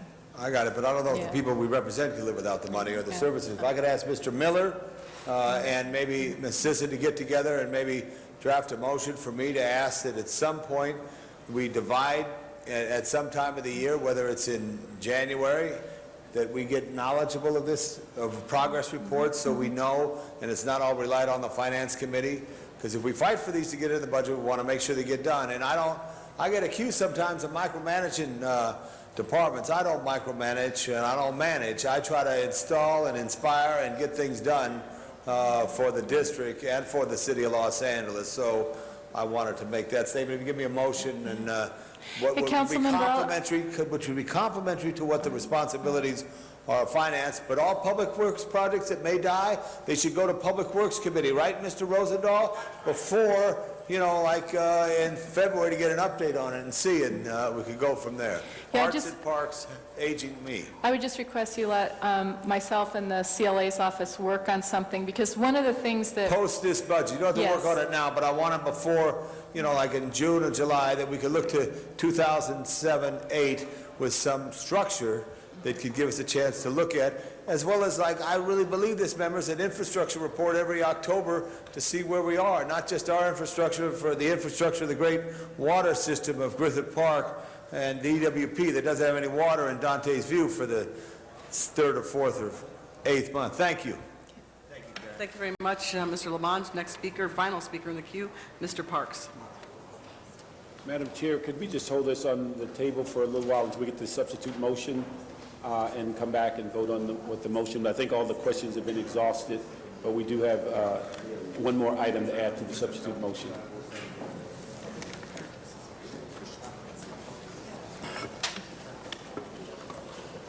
All right, we'll hold that item on the desk.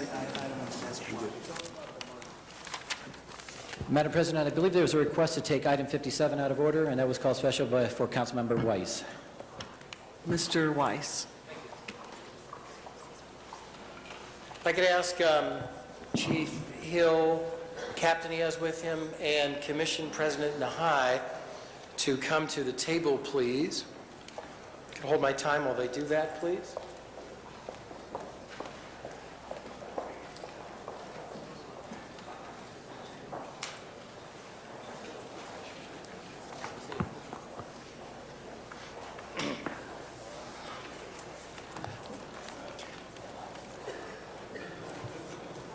Thank you all for coming to the table. Colleagues, last week when Mr. Rosendahl and I put this motion in regarding the fire that occurred in the CD5 Beverly Hills area last week, concerns were raised in council about whether we could have a discussion in open session or closed session.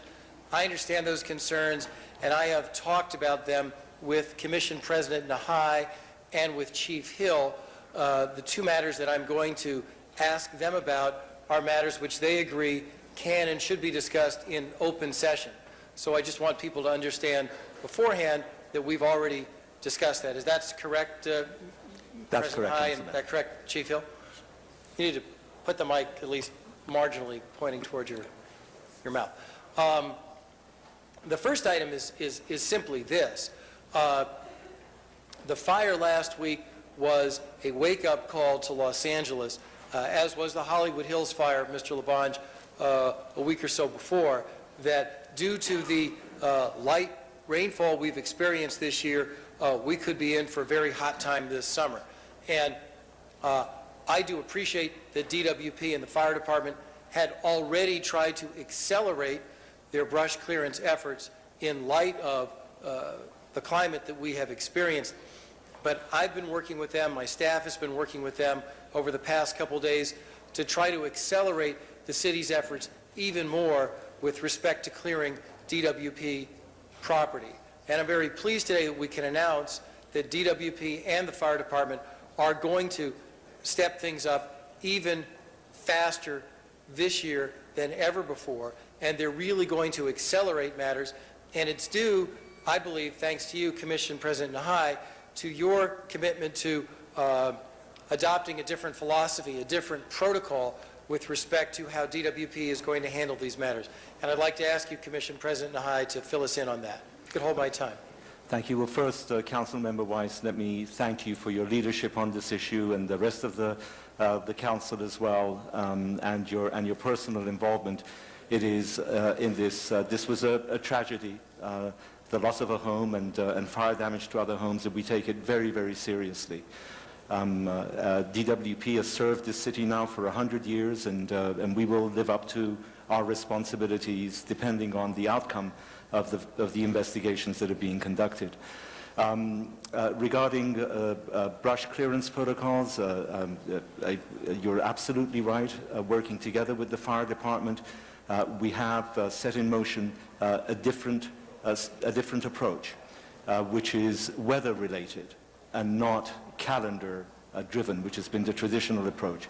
I think we all recognize that we're going through climate changes, and we've had an unusually dry season, and as a result, I understand that the fire department is going to actually go out to bid next week, not only with respect to Franklin Canyon, but also with respect to, I think, 13 other properties that the fire department and DWP work together on with respect to brush clearance activities. So, Mr. Nahai, tell us a little bit more about the change in philosophy from a date-driven approach. Mr. Labange, next speaker, final speaker in the queue, Mr. Parks. Madam Chair, could we just hold this on the table for a little while until we get the substitute motion and come back and vote on with the motion? I think all the questions have been exhausted, but we do have one more item to add to the substitute motion.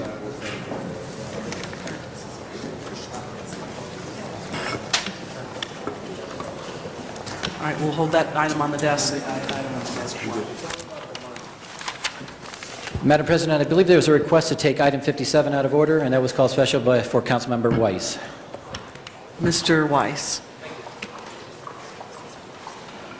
If I could ask Chief Hill, Captain he has with him, and Commission President Nahai to come to the table, please. Can I hold my time while they do that, please?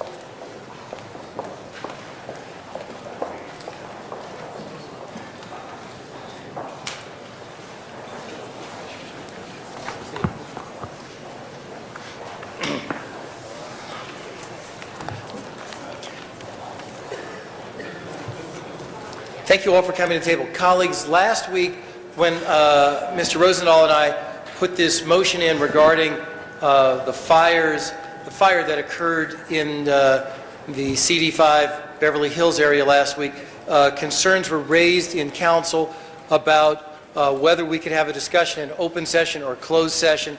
I understand those concerns, and I have talked about them with Commission President Nahai and with Chief Hill. The two matters that I'm going to ask them about are matters which they agree can and should be discussed in open session.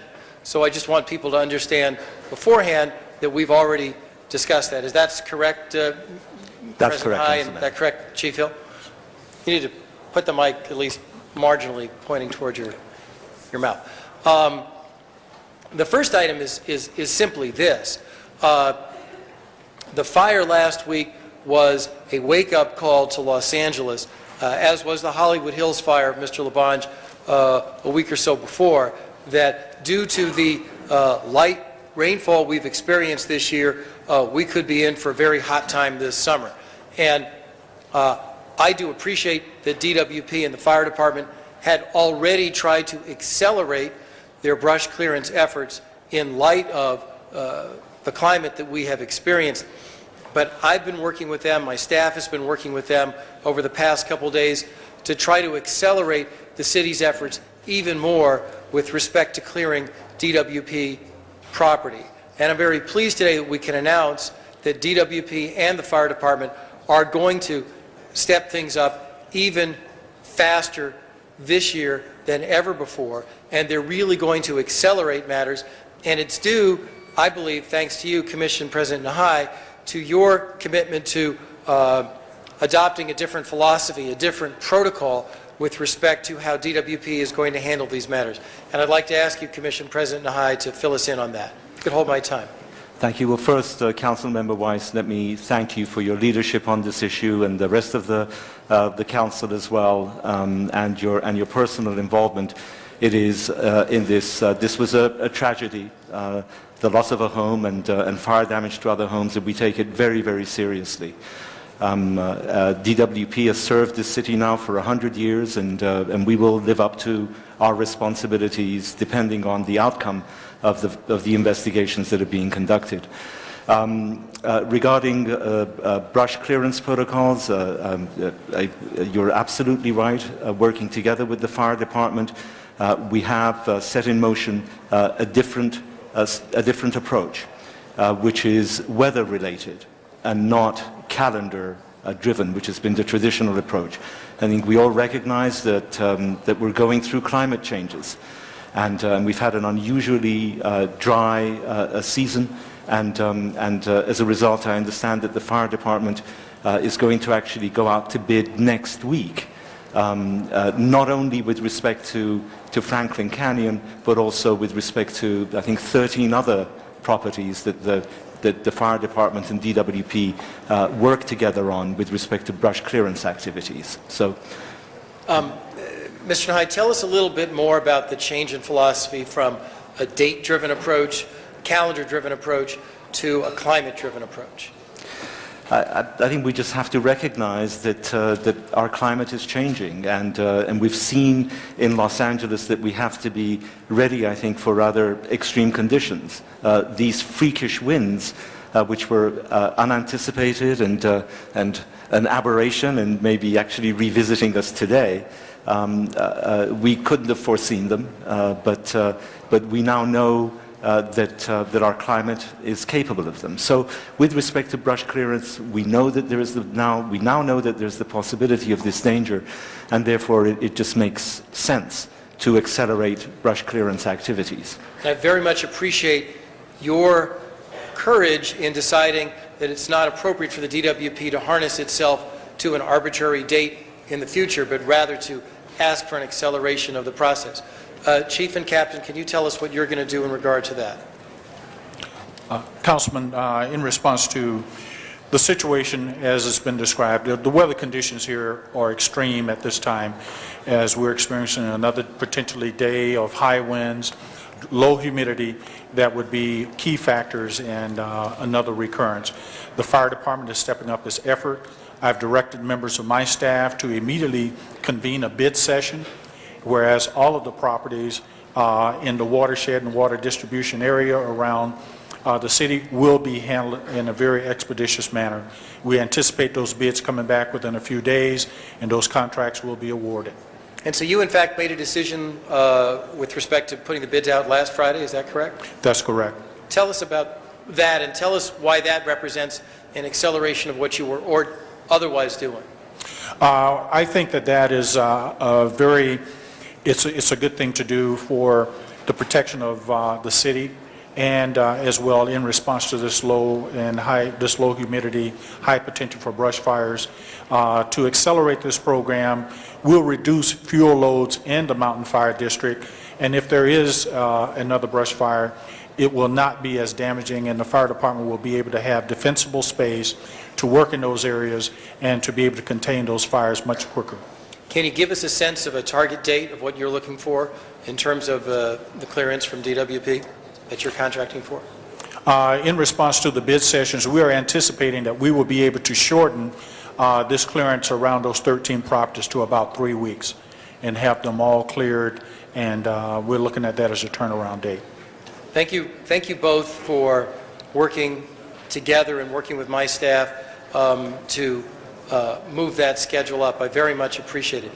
Now, and recognizing, Mr. Nahai, that you and I have had a conversation about what can and should and should not be discussed in open session, I know you have a statement that you would like to make about issues relating to responsibility for the fire that occurred last week, and I want to give you the chance to make that statement.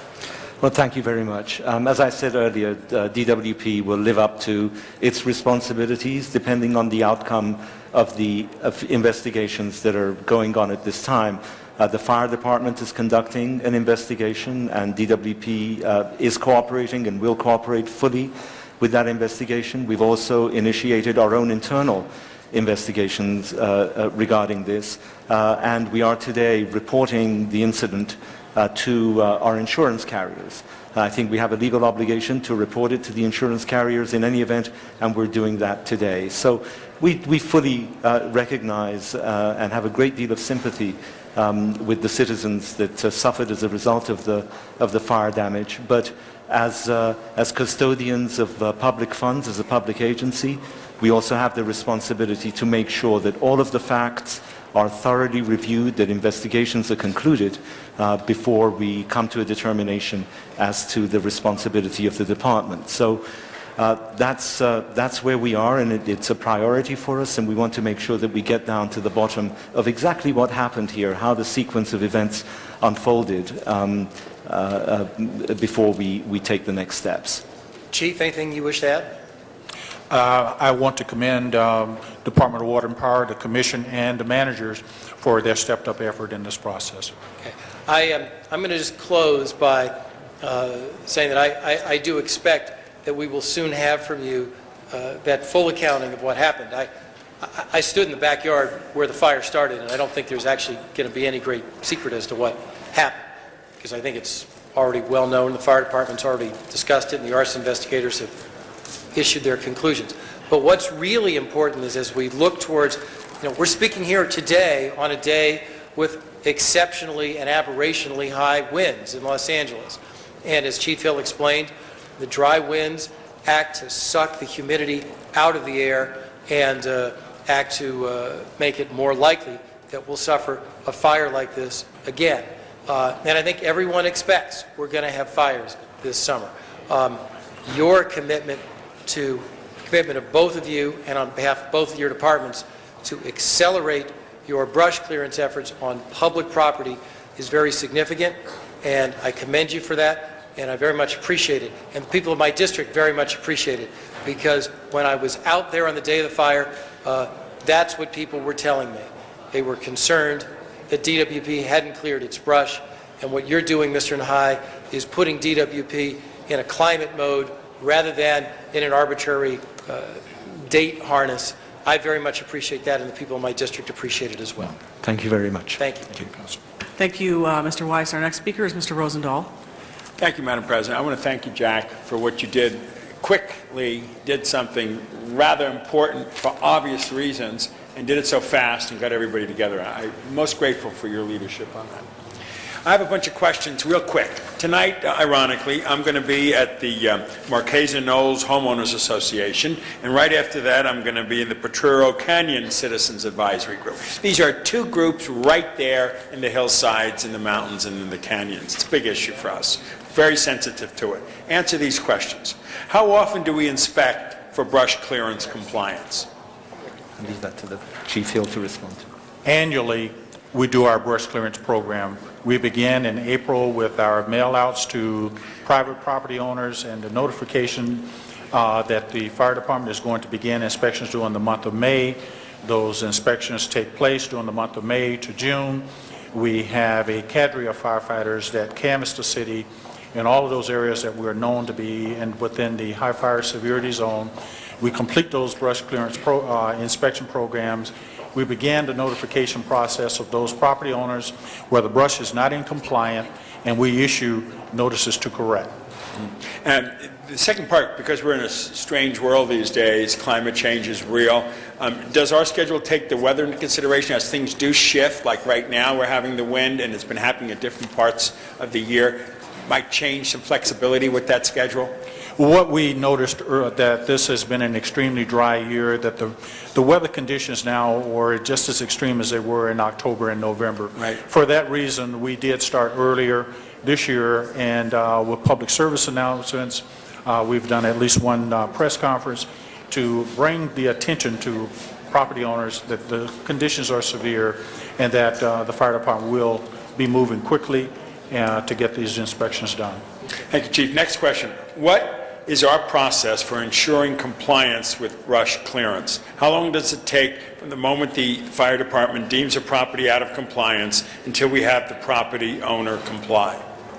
That process will probably run anywhere from about 3 weeks, but should be in the process of contracting within 1 month.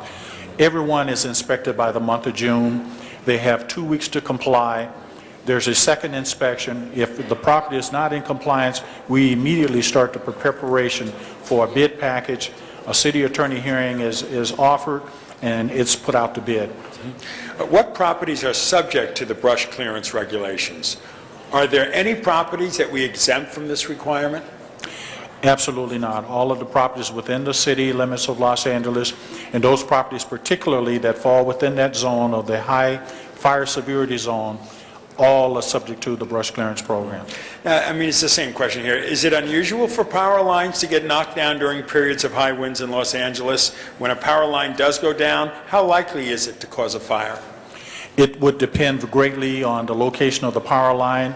On days when we have high winds, the number of calls for the fire department escalates tremendously. Last week, we probably had calls in the afternoon over 1,400. Many of those are wires down. Many of those may result in a secondary incident. And just really tying them both together real quickly, I've been told that if a fire were to break out in the hills during a period of high winds, there would not be much we could do to keep it from going all the way to the ocean. Is that accurate? I don't think that's a very, very accurate depiction. Good. The fire department took the necessary steps, and we were all very proactive in this most recent emergency. On high hazard days, we pre-deploy resources into those known areas where we've had traditional fire patterns and behavior. For that reason, we were able to move very, very quickly at the time of this incident. Additionally, I had members of my staff pull back the fire inspectors to augment the staff of the engine companies in that situation. We took back staff from OCD so that we had additional dispatchers on the floor. We took all of the necessary steps in order to prepare for this type of weather and this type of fire behavior. Councilmember Rosen, if I may just add to that answer that Chief Hill provided.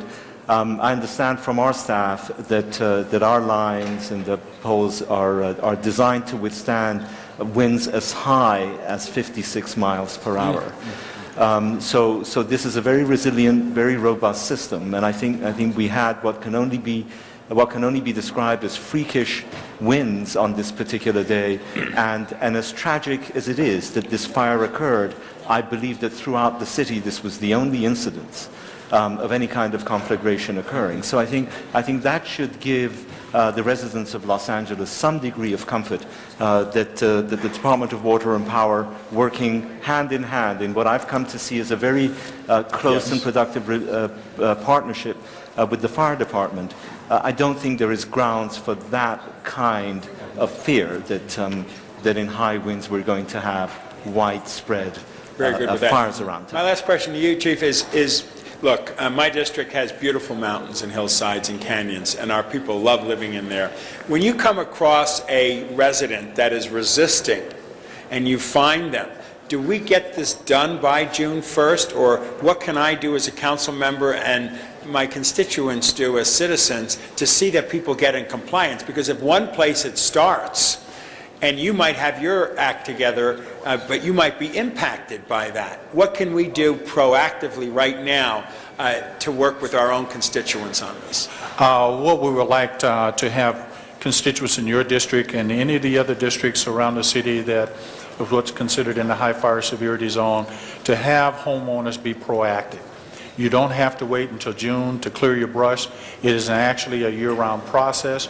We want them to take the responsibility, the personal responsibility for their property, and to maintain the brush in a manner in which will not pose a hazard to their next-door neighbors. The fire department will take the necessary steps if there is any recalcitrance by a homeowner to not hesitate and take those parcels and put them out to bid, and then make that assessment to the tax assessor for the cost.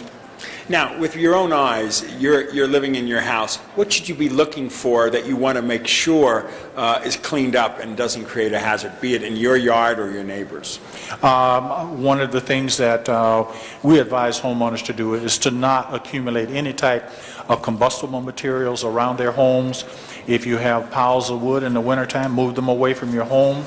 Keep grassy areas free of debris. And maintain it to a low-cut condition. Try and water plants so that they maintain water saturation and that they maintain the moisture levels so that they don't dry out and be a convenient means to communicate a fire.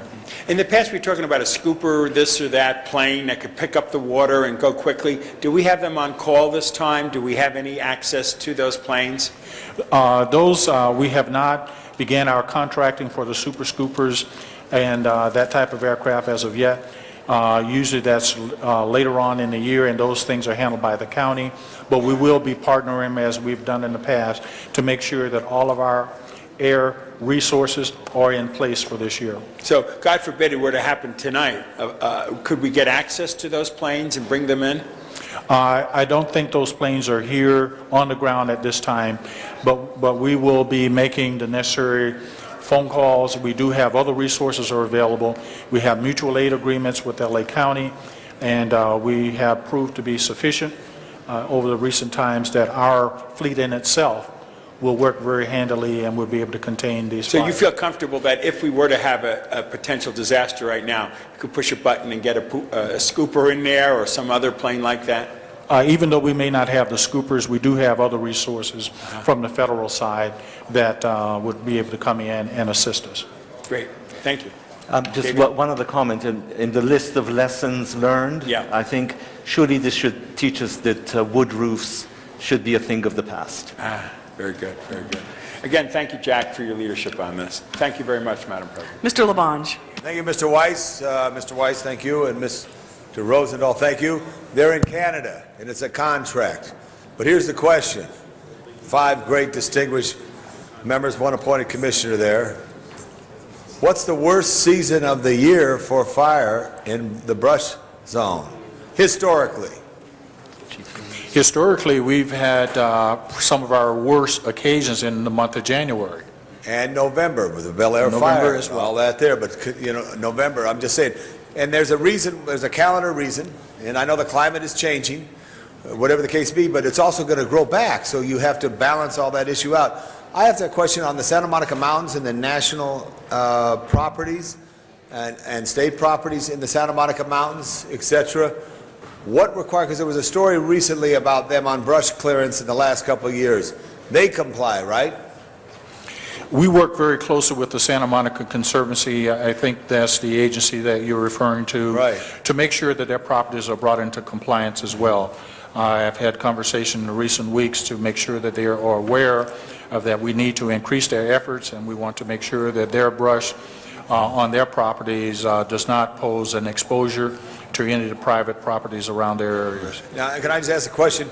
On the wires, if a wires hit each other on a pole, they could arc, right? So it either could be the wind could push the wires together. Is that correct, Mr. Martinez? Yeah, that's correct. Yeah, that's a, what they call a face-to-face contact. Face-to-face contact with the wires. And then they could then fall down and then start a fire if not. Yeah, they'll spark, get overheated, and then eventually break and create sparks around the fall. Now, in this incident here, which is unusual, and I could think it's very unusual time that we're living in Los Angeles, there's reality of the global warming and climate change, but there's also a reality of all the difference, and Mr. Rosendahl asked the question about, with the fire. Yes, if there was no, when the fire started in Montana 100 years ago, it burned to the Pacific Ocean, depending on what the winds blow. It's personnel together with water that stops fire, and our helicopters. You love the Super Scooper, Bill, but the helicopters, the Erickson crane, which we lease, is a very important tool. In 45 seconds, they went into Lake Hollywood, scooped up water over 2,500 gallons or 4,500 gallons, and went right into Griffith Park and was able to drop it. In the open reservoirs, they also used Silver Lake at a fire they had in Glendale, so that's an important asset that we have there. I just want to thank you for this work. I want to thank you for the Hollywood Hills fire that originated on the backside of Coinga Peak and the effort that took place there. I always tell the Water and Power Department, the Fire Department, I always tell them, Mr. President, to thank the Water and Power Department, because without the water they can't put out the fire. And so it's so important, but all this is so important to have. It's emergency preparedness, it's brush fire preparedness, it's all that so important in those messages. The one thing I did have to say, fallen wire on the ground has a potential to cause fire, whether it's in the hillside or in the Wilshire district, wherever it is. And when they call the fire department, 911, the fire come out, but they can't touch the 4,800 volts, right, Henry? That's correct. So what should the citizen do? Well, first of all, I'm sorry, I think power lines being down is definitely take the safety precautions. Do not come near it, number one. Stay away. Stay away and treat it as a live wire. I mean, I Right. think that's one of the biggest concerns that we have, and personnel coming close to it or walking around it, and we just want to keep them away from there. Right, but we have communication between the Water Department, Power Department, LA Fire Department, so that the right crews get out right at time. People are more concerned about stop the arcing. There was an incident on Rossmore that it was overnight and they had arcing wires. Fire Department did come out twice, but crews were working and it was stretching. And I'm not laying any blame on anybody. But if it's something that's arcing, we should hit that first before we try to put power back on for the safety of a community. That is correct. Okay, good. And Mr. Nahai, thank you again for your service to the public. Chief, Captain, thank you. Jim? Thank you, Mr. Lamont. Mr. Cardenas. Mr. Cardenas.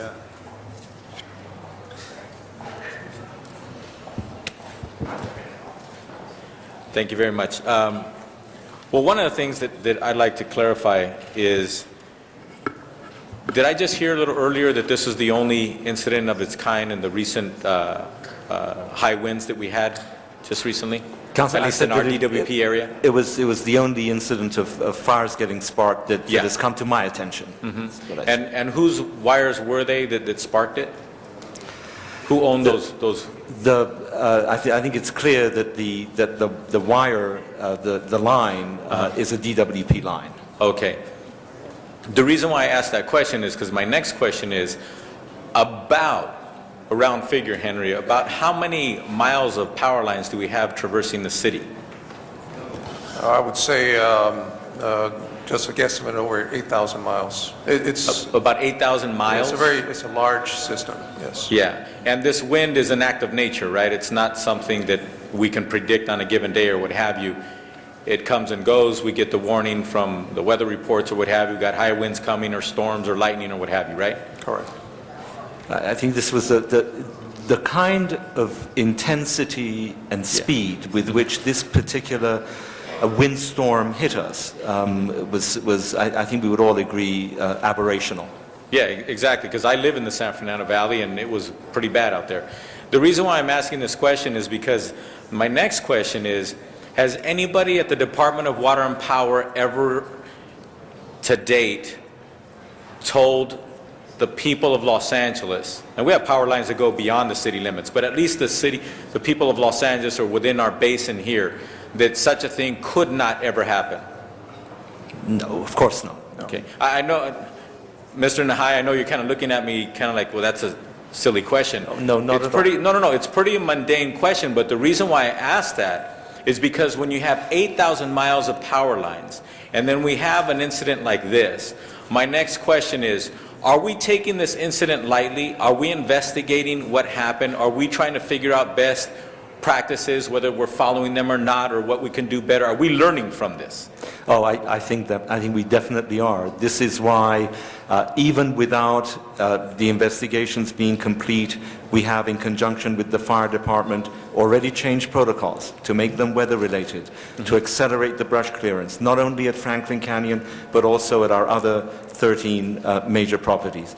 There right now, not only is the fire department investigating this incident, but we're investigating it internally, and we've made a report to our insurance company, which certainly will also look into the matter. We're taking it very seriously. Our hearts go out to the residents who lost their home, and to the others who had fire damage. I said there are lessons to be learned here. We have to learn that our climate is capable of very high winds, something that I think we could not have foreseen. I think we also have to learn that wood roofs will go up in flames at the slightest provocation, and we need to start to think a little bit about building differently as well, now that we know that these things can happen. But regarding the DWP's responsibility in this, council member, we've said time and again, and we reiterate here today, we're not going anywhere. We view our responsibilities with the utmost seriousness, and if these investigations that are going on determine at the end of it that we fell short in any way, we will live up to our responsibilities. I want the homeowners to be assured of that. The reason why I asked that question is because I think it's important for people to note, whatever you hear in the papers doesn't mean that that's the end of the scenario, or what you hear in the papers if the DWP, for example, in a situation like this, doesn't have a comment, or their comment is very short. That is the court of public opinion. Here is the place in which our democracy exists and breathes, and where answers need to be made to our constituents, to the public, officially and appropriately. And I appreciate the detail in which you answered those questions, and assuring everybody that we will get down to the bottom of this, and we will have better practices, and we are taking this seriously, just like every incident I've seen the DWP take as of late. My point is, I think it's important for people to understand that I just wish more people watch this dialogue than read the papers, because unfortunately what I saw was a lot of finger pointing and not very many answers, or not much responsibility of what the responsible nature in which you're practicing today. So that's why I just wanted to have this dialogue, just to assure people this is now on the record. This has been video recorded. They can play your comments over and over and over and over again. And I want them to, because I think they were responsible, I think they were accurate, and I appreciate you being forthright and assuring us that we are taking it seriously. My last point is this. Is there anything that precludes the Department of Water and Power to give a report like this on many areas, but specifically on our power line structure and or potential liabilities and or where we're at as far as meeting our responsibilities of caretaking for them, so that we minimize more and more and more the possibility of these things happening? Is there anything that precludes the department from reporting to this body, the Council of Los Angeles? Not at all. And do you welcome doing that more often, Henry, absolutely. Mr. Nahai? Oh, definitely. Absolutely. Yes. Okay. Thank you very much. Thank you. Thank you for your questions. Mr. Weiss is our final speaker.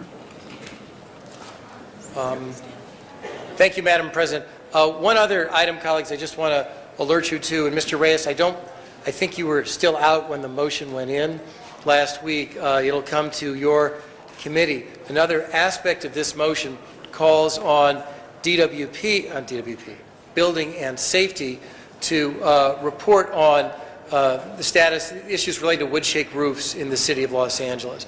Because the one fact that all three of those homes had in common that burned last week was they all had wood roofs. And we have a law that's been in place for a number of years in the city of Los Angeles that deals with retrofitting. When someone is fixing up their roof, then there's a requirement that they move to something other than wood. But it's interesting to see that Beverly Hills has a different requirement. Beverly Hills is actually proactively requiring people to replace their wooden roofs. And be a good time to get an assessment of just how extensively wood-shake roofs remain in the city of Los Angeles, where they're located, and maybe we might want to come up with something. For example, Mr. Reyes, I'm speaking to you now because we can't once it's in committee, but here we can because the matter is agendized here. We may want to consider talking with the fire department and building and safety about whether, at least in those areas that have been designated as red flag zones, whether those areas ought to be subject to more stringent requirements with respect to wood roofs. And then you get into all sorts of issues of economics and equity, and we don't want to be a burden on people. On the other hand, I can just tell you, I saw these houses last week. The ones next door didn't burn. The ones with the wood roofs, they're gone. And we need to think about doing something. Thank you all again. Thank you so much. Now we can't talk. Oh, you want to talk now? Mr. Zine? Hold on, not done yet. I thought we were done, but they didn't call me. Anyway, just a couple questions on the areas that we have posted, no parking, red flag alert. Is that working out? And were any of those areas involved in this fire that took place? No. Where we have those zones in the areas where you can't park on red flag days, any of those areas involved? None of those areas were involved, Council. Were any of those areas involved in the previous fire at Universal? In the Hollywood Hills, I'm not certain about that, but that would be very close up around Nicholas Canyon in those areas. So I'm trying to find out if we're getting compliance with that, since we're talking about fires and it's windy today and it's going to be summertime. We don't have any water in the vegetation. The other question I have is on the roofs that we're talking about. I thought they were banned in the city of Los Angeles many years ago. That's correct. How many years ago? I believe that ordinance dates back to around 1990 in its final form. So we've had that ordinance in place now for approaching 20 years. And it's pretty much stipulates that you cannot have a combustible roof installed on a resident. And as well, if you have it, it is limited to a 10% repair. Okay. And a question for water and power. The power lines, our power lines intersect with other cities, Beverly Hills, Culver City, Pasadena? Are there LA City power lines? They don't intersect directly, but they're adjoining some of the power lines adjacent to other utilities. And the particular tragedy that happened in Beverly Hills, was that on LA City property or Beverly Hills property with our lines or their lines or mutual lines? The way that we understand it was our power line on city property or private property, but on city land. The neighborhood that was affected was on the Beverly Hills side, not on city property. And as I understand it, the embers were carried far down the hill into Beverly Hills. In the event that a situation occurs where a power line falls in Beverly Hills, is it their power line? Or is it our power line? It would be Edison's power line. Edison. So liability would then be with Edison? Correct. Okay, because I know we've got power lines all over the place. Yes. And has there ever been an attempt to do the underground utility lines in the Mountain Fire District areas like they do in some other communities? Newer communities like Mr. Smith's area up in Granada Hills, Porter Ranch area, they're all underground. Have they ever made an attempt to do underground utility lines in those areas, the canyon areas where we have a lot of vegetation? I'm not aware directly. However, as you know, there's an underground district that the City Council can designate. There's a what? Underground district. There's an ordinance that allows the City Council to designate underground districts throughout the city of Los Angeles that will require utilities to go underground. But that's a process that is well documented and is at the approval of City Council. And is this a common occurrence where a power line falls on vegetation and we have a fire breakout? Not necessarily. It is so dependent on the circumstances, the weather, the conditions of the area, and the voltage of the power line. So we may want to explore the possibility of, because I represent Woodland Hills and Tarzana, where we have a lot of residents, the Mountain Fire District, vegetation, et cetera, to explore that possibility of the utilities being placed underground. Because I know they're doing it in other parts of my district in the flatlands, but it seems an area that could benefit from that would be the Mountain Fire area. I know everything from Ventura Boulevard to Sunset Boulevard, part of that Santa Monica Mountain Fire District, where that hazard exists. And I remember the Bel Air fire, I think it was 500 and some homes. That's huge. You were just a child back then, Chief, but I remember it. Thank you. Councilman, let me just add one thought. The details of what exactly happened here that resulted in the tragedy, this is what is under investigation right now. And so, because you asked a number of questions about just exactly what had transpired here, and I just wanted to make sure that we answer it even more fully by saying that we are awaiting the fire department's conclusion, our own internal investigations, and then we'll have a much fuller picture as to exactly what happened here and where, if any, responsibility would have to rest. And I think what we're also concerned with is to prevent anything in the future, so whatever we can do to make prevention, because I know that that area is tinder dry. The area surrounding the Hollywood Hills, the area Tarzana, Encino, that entire area is very, very dry, and it doesn't look like it's going to have any moisture for the upcoming future. Thank you. Thank you. Mr. Reyes, followed by Mr. Labange. Thank you, Madam President. First, I want to thank you for your hard work, and I know there's a lot of pressures every day in responding to emergencies, but the bottom line for me is I have significant number of structures that are on hillsides. The older hills in the city, right around downtown, for the most part, probably do have wooden roofs. Another dynamic exists that majority of those houses in pockets of these neighborhoods, like in Lincoln Heights, the owners don't live in them. They rent out those facilities, their homes. To me, the issue of how we get community involved, especially in the low-income and moderate-income areas, to participate, since it's not their home, and the concern for the wooden roof might not be as grave as the owner who would live in it. So I'm asking you, as a fire department, Department of Water and Power, are there any other examples or any other programs in which we're able to bring in community participation that allow to identify conditions, and like in this case would be wooden roofs, where we could perhaps use the neighborhood councils or other networks or social groups that can help identify these wooden roofs? And I'm just kind of riding the coattails of Councilor Weiss in trying to establish what is that number and how vulnerable are we because of these wooden roofs. Can you respond? Well, do you want to respond first, Chief Hill? We will, the fire department and Department of Building and Safety will be immediately acting upon this motion and conducting some type of survey to try and establish in the particular neighborhoods the number and the amount of roofs that are going to be affected by this. From there, I think your suggestion is appropriate, recognizing there's economic conditions associated with having a roof repaired and or, in this case, replaced. It would be most certainly something to explore with the neighborhood councils or other community groups that could help deflect or do something in terms of cost to get it done. So to identify the roofs, essentially it's just going through the permit process and understanding what was built when, and the likelihood of it being wooden is going to be very straightforward because of the data we have already. So that's the assumption I'm making, correct? That's correct. Okay, but to pay for it, that's a whole other dynamic, that's a whole other issue in terms of how we approach that. I would agree. Okay.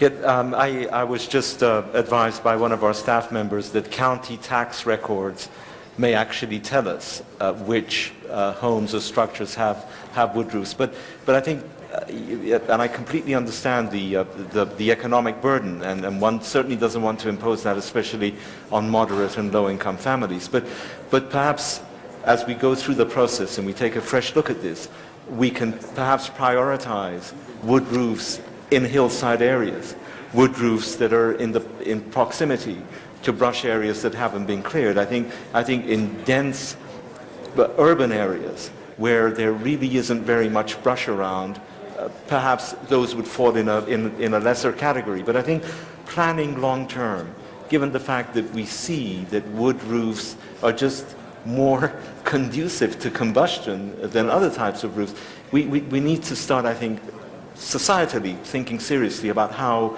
we move towards incrementally getting rid of them. Right.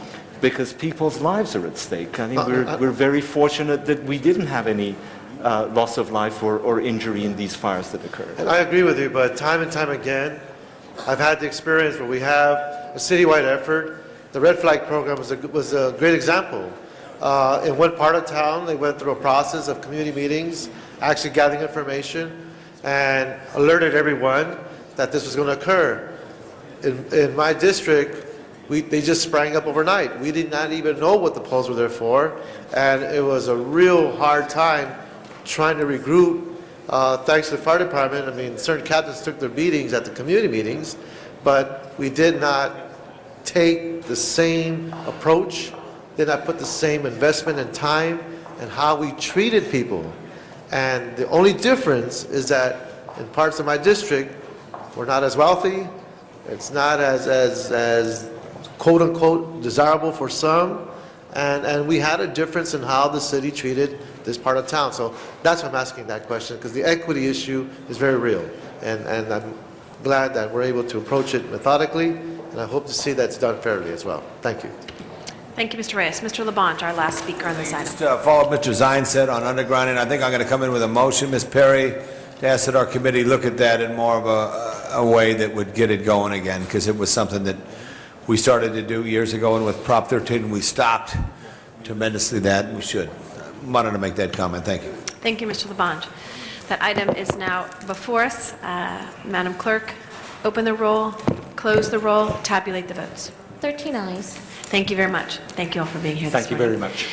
Mr. Clerk, if we could please go to item number 11. Mr. Parks, I know we have submitted a amending motion that is before us. Mr. Parks? Also, come to committee. Item number 11, we Yes. have, I know it's just, we've distributed a amending motion. I Yes. don't think there's much other discussion on this item. The amending motion basically corrects a number of issues and also adds what was discussed today in committee, in the council, and so we ask for an aye vote so that we can move the monthly status report forward. Mr. Alarcon, did you have a question about this one, or were you going to our next item? 25? No, we're on item number 11. Sorry. Okay. Madam Clerk, Mr. Weiss, item 11. Yeah, and I would just ask, because this is a matter that's still under discussion This between is the mayor. budget and finance? Yes. Okay, go Yeah, and ahead. I would just ask, because this is still a matter that is under discussion between the mayor's office, the CAO, and the LAPD, that we amend alternative 5 of the CAO's financial status report and delete the transfer of the Homeland Security Phase 2 for the LAPD in the amount of $1.155 million to the Reserve for Economic Uncertainties, and authorize the controller to make any technical adjustments to implement this recommendation. Is that a friendly amendment, Mr. I Parks? think the limit with that is I think the mayor's office has swept that into next year's budget, if that's phase 2. So that's going to be taken up, I believe, in the budget, but I think that was swept by the mayor's office, at least from the last meeting we had with him. I guess I'm now being informed otherwise, and so in an exercise of caution, I would like to unsweep it.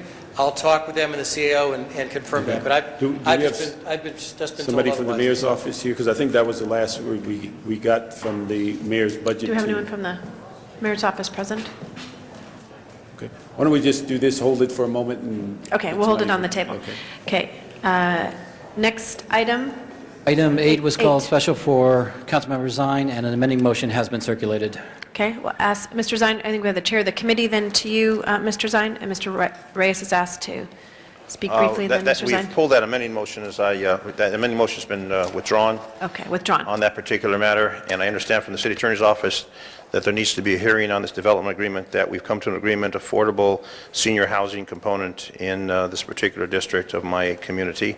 So if we could have the city attorney's office come forward on this particular matter, as I understand that Mr. Reyes and I have been briefed by the city attorney, and it... Yes, and we'll recognize, I think Mr. Reyes had wanted it kind of from the Plum okay. perspective first, and then we'll come to you, if that's all right with you, Mr. Zine? Okay. Open the door on it, but pull that amending motion, though. The amending motion's been withdrawn. Okay, thank you, Councilmember Zine. Colleagues, this has been a rather extraordinary case, but it's fairly direct. The Warner Center Specific Plan Project Permit Approval Report was approved by the city on May 17, 2004, and will expire June 4, 2007. What this particular development agreement allows us to extend the project permit entitlements to June 1st, 2012. The subject site is at 6200, 6257 North DeSoto Avenue. It's a 707-unit multiple family housing complex comprised of a maximum of 312 senior citizen dwelling units, of which 10% are targeted to be affordable. Colleagues, this has been a project that has been worked through with the council office. It has support from the Planning Commission, a whole range of advocates and stakeholders because of its ability to bring together probably one of the largest senior complexes and housing facilities to date.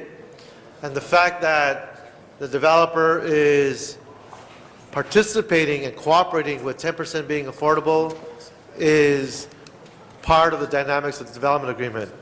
So I would like to recommend an aye vote on this and would allow for any questions that might be out there for our city attorney. And again, congratulations, Councilmember Zine, in going through rather stormy waters, but hopefully getting this through today and moving forward to much needed housing that is required here in the city. Thank you. Thank you, Mr. Reyes. Mr. Zine, you have some questions, or are you ready to vote on this item? I'm ready to have the city attorney comment on the legal standard that we have to adhere to on this matter. Yes, well, just we need a clarification on the ordinance, the terms of the ordinance. There was some discussion about changes. It appears that now what's in front of you is the one that came out of Plum.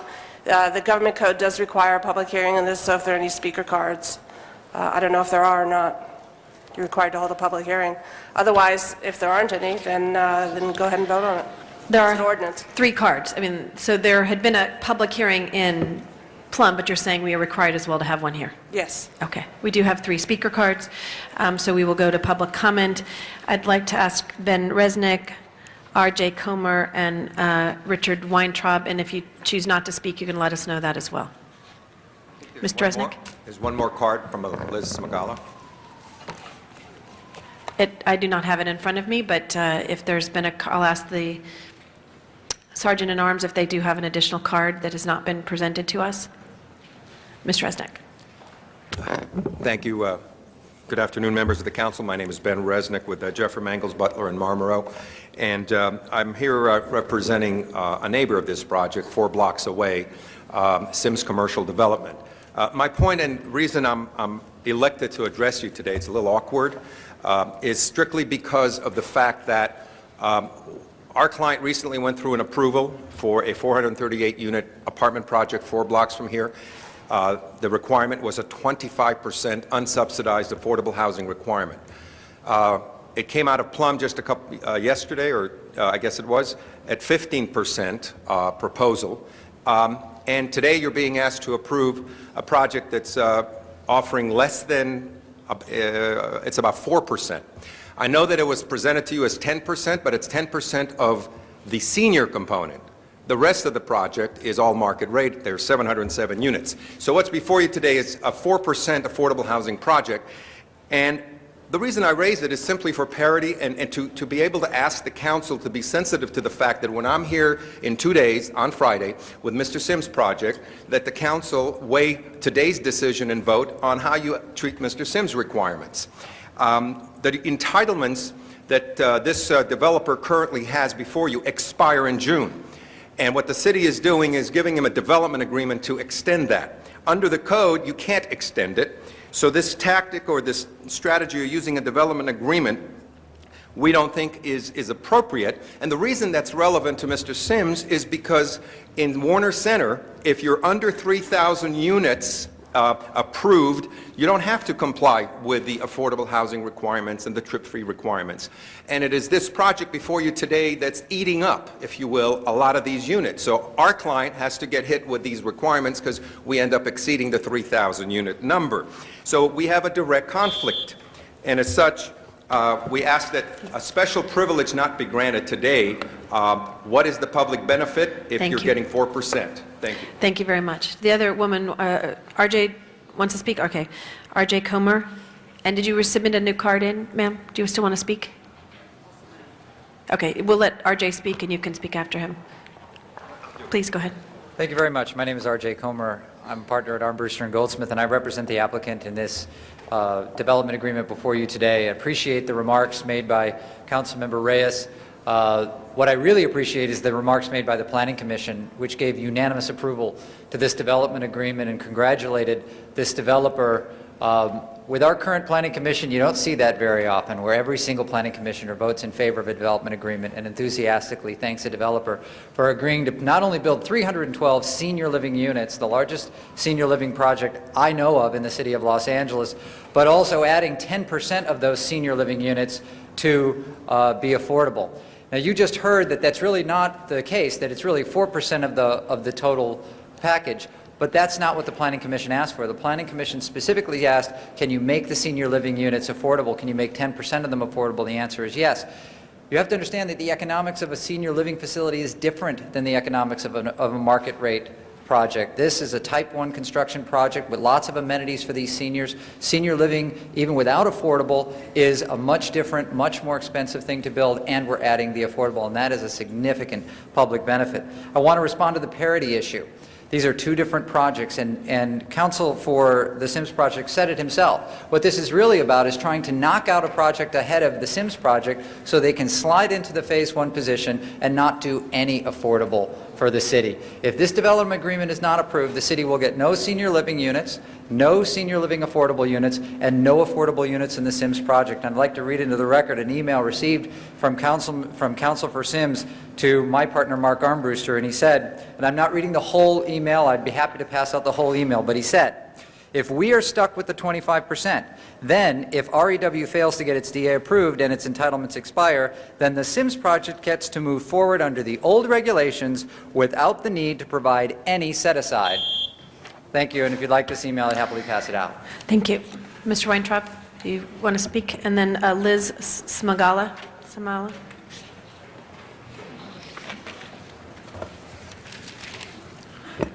I think I'll keep it briefer than 2 minutes.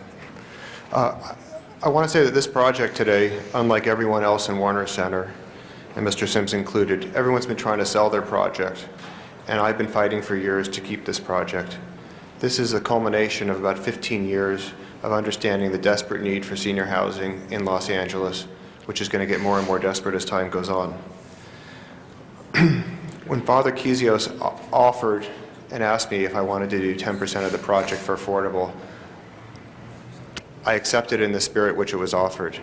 And this project is very much of a social experiment in that it is an extraordinary seniors project which is offering very unusual amenities that have never been offered in seniors projects anywhere in the United States.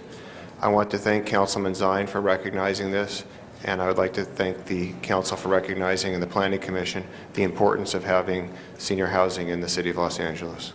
Thank you very much. Liz. Liz Smagala, Jeffrey Mangels, Butler, and Marmor on behalf of Sims Commercial Development.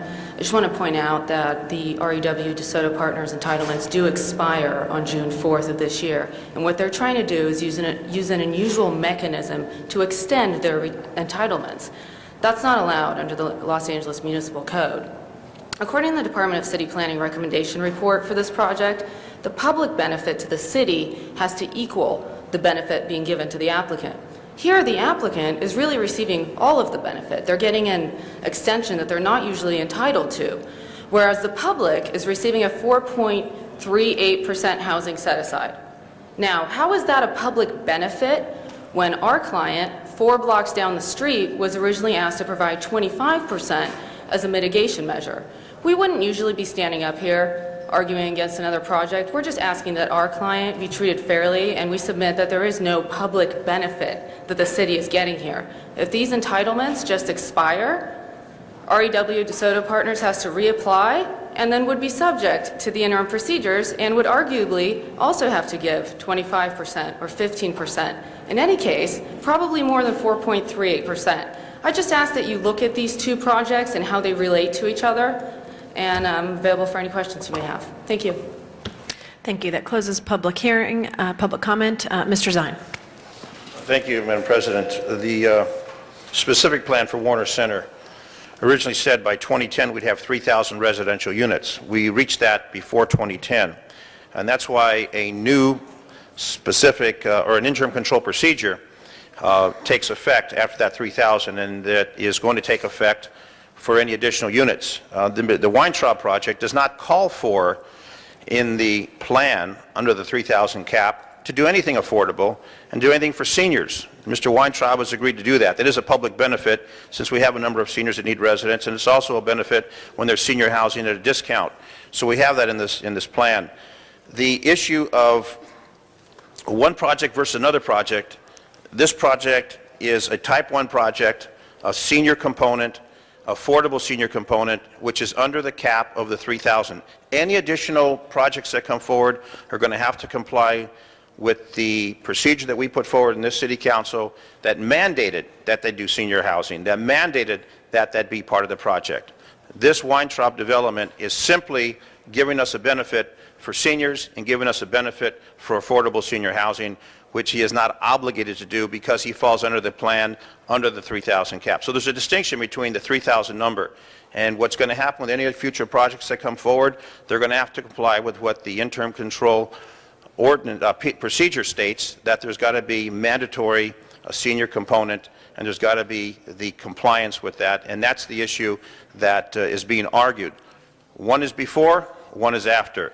The Weintraub project, this development agreement, is going to permit them to do what we need, senior affordable housing in Warner Center, which is desperately needed. At the same time, we are doing an update on the specific plan for Warner Center, which isn't completed yet, and that specific plan update will give us new direction into the future, what we're going to do with Warner Center. And the last thing I want to do in Warner Center is to turn it into a total residential community and destroy any commercial properties that we have. That's one of the conditions that's going to be coming out with the specific plan, so we can maintain the job housing balance in Warner Center. And we know that the rents in Warner Center are extremely high, too high for most seniors, and this will assist the seniors in having affordable quality housing in the West San Fernando Valley, which we have a lot of senior amenities.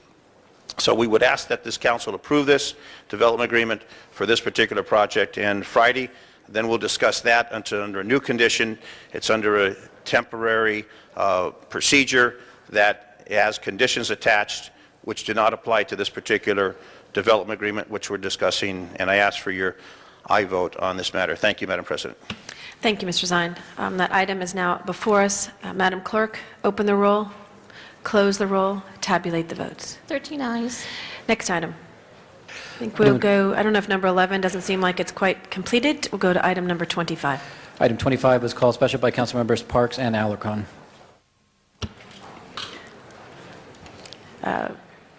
Mr. Alarcon or Mr. Parks, this is item number 25.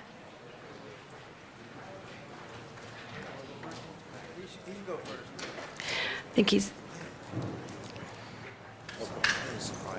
And there also has been an amending motion that's been circulated.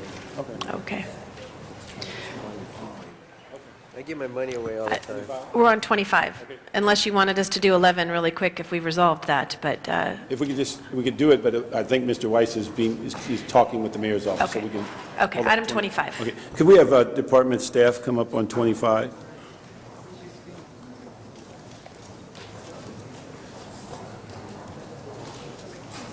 Thank you very much. Good afternoon. The reason I call this special is a couple of things. One, regarding the article that came out, which I think in some instances misrepresented the whole historical perspective of how some of these grants and funds come in the department. And you might explain to the council and Channel 35 exactly the historical perspective of some of these kinds of donations, how they're used, and also how there is a somewhat of an arm's distance approach in not letting private companies pay for more services, but certainly zeroing in on things that have certain interest of them. Sure. Well, and I guess one of the great examples that I could talk about is Hollywood. The article referenced the camera system, the $87,000 that were donated to put in that camera infrastructure. That was done by the Business Improvement District, who actually, working in partnership with the police department and who pay for private security in their district, came up with other ideas on how to leverage resources. This was being done in other parts of the country, and they got their committee together and voted on it and decided they wanted to allocate some of their security budget to install these cameras and then send the signal to the police so that they could use them to help build more resistance in the community. Let me ask you on that example, were those cameras donated to the department, or are those cameras owned and operated by the BID? They're owned and operated by the BID, but there was equipment that was donated and installed in the police station in terms of monitoring and storing the digital data. And that was a donation that was accepted through the process and through a system of review to withstand the scrutiny of the public, where it goes through the police department, goes to the commission, is reviewed by the city attorney, goes through the public safety committees, and ultimately council. And so in this case before us today, the Philip Morris donation, that case, there was an investigation ongoing. It fit the criteria of major crimes, which has to do with individuals involved in criminal networks that may have tentacles into the national and international community. However, while that investigation was going on, Philip Morris contacted the division and said that they had programs to help support law enforcement, but would need a letter asking for support. Okay. Would you repeat that? Yes. They made the offer. Philip Morris contacted the police initially. Okay. And said that just like Target has programs that they outreach to the community and to law enforcement across the nation. Philip Morris contacted the police department and said, we have programs to support investigations such as this. We just need a letter, stating that. Okay. So the letter was drafted. Philip Morris offered the donation. It was reviewed through the chain of command, through the police commission, reviewed by the city attorney to make sure that it complied with all the restrictions of donations in this type of event. And then it went through our subcommittees here in the council, and now it's at the council. Okay. And then you mentioned there's been others. I think there was something dealing with real estate fraud years ago, and there's others. Could you comment on some of the others that are within the department and have been there for a long while? I'm sorry, Councilman, as far as other types of grants or funding we've received for these unique kinds of enforcement activities. Yeah, I mean, historically, there have been donations made to further the investigation. I mean, this as an example of this is that this just doesn't look into the counterfeit cigarette industry. This reaches far deeper and to greater tentacles in criminal enterprises. But it's a tool that we use to develop good prosecutable cases. There are other investigations in the history that deal in investigations of similar nature involving organized crime and that type of thing. Okay. And I think Mr. Zine brought it up in public safety, the issue that in many instances people give donations to the Explorer Post from local commands. And the conflict was that it appeared to be a straight donation, but the receipt or the I guess the receipt reflected it was for security work. And those were the kinds of conflicts that were identified, that if it were a straight donation and they received it for that intent, the receipt should be consistent with a straight donation. But if it's for security, then it should be basically reflected that they actually did something for the donation or did something for the service. So is that something that has come up in the since that committee meeting to resolve some of those issues? Mr. Chaliff is here to talk about the donation process. I'm not familiar with that particular donation. I'm here really talking about the Philip Morris donation. Philip Morris, okay. Yes, sir. We are, as I've stated, we will review the processes to ensure that donations are really donations and only donations, and nobody expects anything in return other than the goodwill of having done a good deed. Okay. And then the issue that comes up also is, and I think this is where there's maybe a misunderstanding, Mr. Shayla, if you deal with the police foundation. Yes, sir. And they raise money, and in raising money, they then buy equipment and contribute it to the department. And the expectation is that once it's contributed, it then comes over to the city council for acceptance. Yes, sir. Okay. Now, the second reason I brought this up was the issue that we have had a number of times brought to our attention. If you look at the website of the police foundation, there's a number of things that have been funded, and it's unclear whether they've all been accepted. And I just want to verify that everything that's been brought to the foundation and purchased, gone through the commission, and basically been brought to the city council for acceptance. Everything that the foundation donates to the department goes through the same city-mandated requirements of going through the commission, going through the Public Safety Committee, and coming here. The foundation may put on their website things they have granted that haven't been through the process yet, but they consider them grants. That doesn't mean that the department has not fulfilled its requirement of quarterly filing with the commission and then the council. Okay, so you don't handle grants or donations any differently? No. Okay. Then one of the issues, just to comment on, is that, and we passed colleagues a document that identifies the administrative code that talks about the requirements, and I think it lays it out that anything over $10,000 must be brought forward. And so the final reason bringing this up is that maybe a year or so ago, the department was asked about some consulting contracts and what the end product was of the consulting contracts. Those have never been brought to the council, even though they're the product of the contribution. And so that motion is still outstanding. We're still waiting for that material. And I think there's some confusion that the commission can approve these things without coming to the council. So we'd like to have you respond to that also.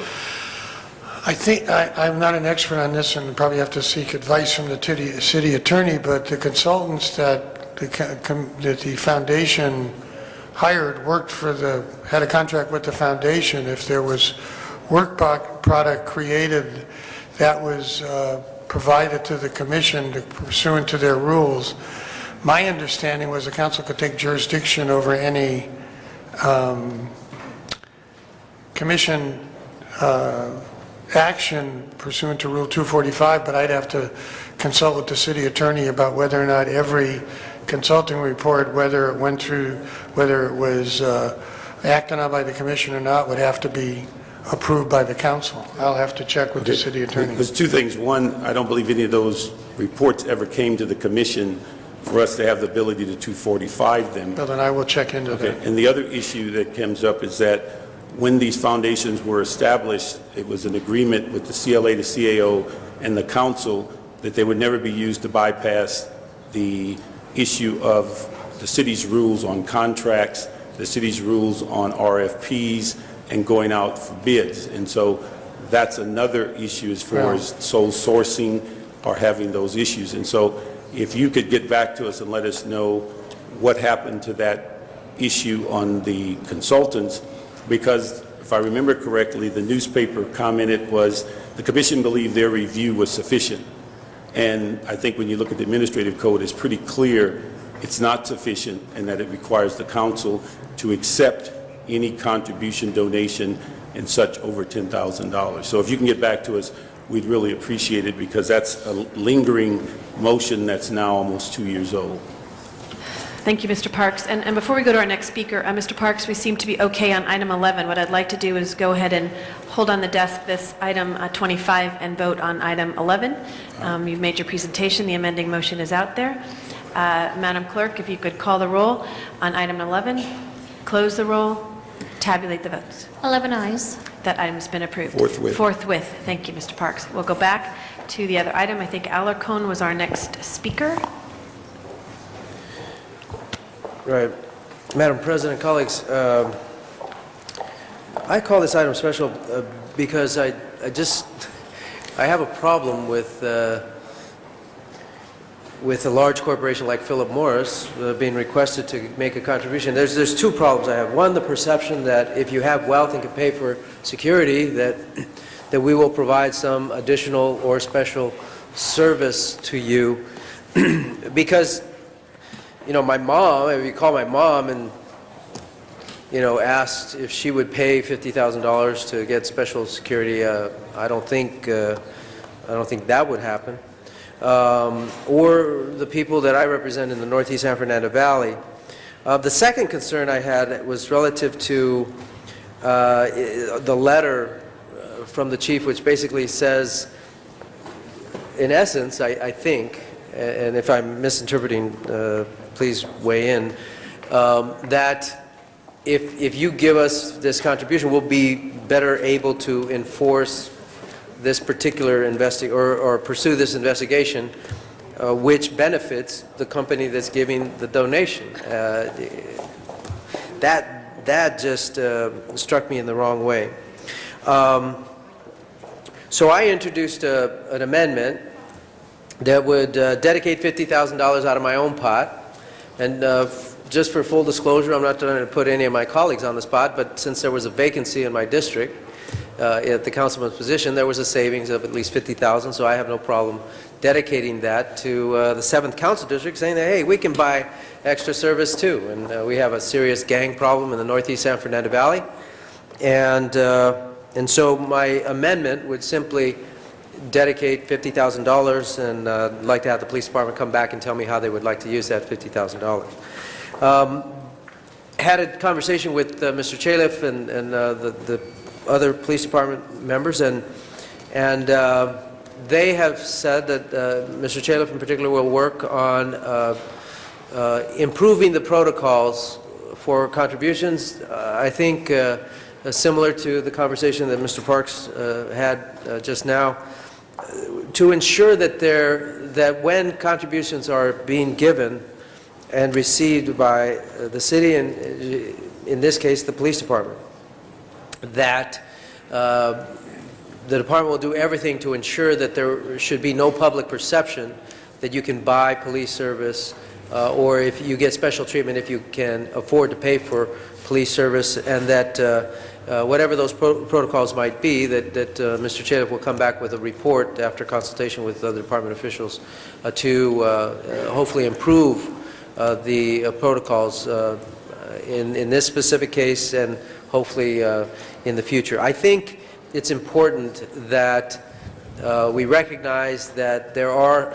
sources outside the City of Los Angeles taxpayer base that will be able to generate revenue that could provide great assistance to the citizens of Los Angeles, and therefore we shouldn't turn a blind eye to that. But I think we need to be very, very cautious to give any appearance that our police department is for sale to the highest bidder, or that wealthy people get served differently than non-wealthy people. And so those protocols, I think, are very important and necessary. And with that, I would, I'm convinced that the department will return with that adjusted protocol measure, and not. I apologize for the time, but just to finish my statement, not to block this particular investigation, which I think is important to the City of Los Angeles, we can still have the policy debate as we move forward on the basis of a report that Mr. Chalif has agreed to come back with. And with that, I'd be happy to support this. I still want to offer my $50,000 because we need the additional police service in the 7th Council District. So I would ask the department to work with me. Oh, I would like to add an amendment that deletes the necessary, the instructions to report back to the, I would like to amend my amending motion, 25A, to delete the section regarding reporting back to City Council and rather report to me and work with me to determine how to best spend that $50,000. With that, I'd like to ask Mr. Chalif to if I could comment. Concur.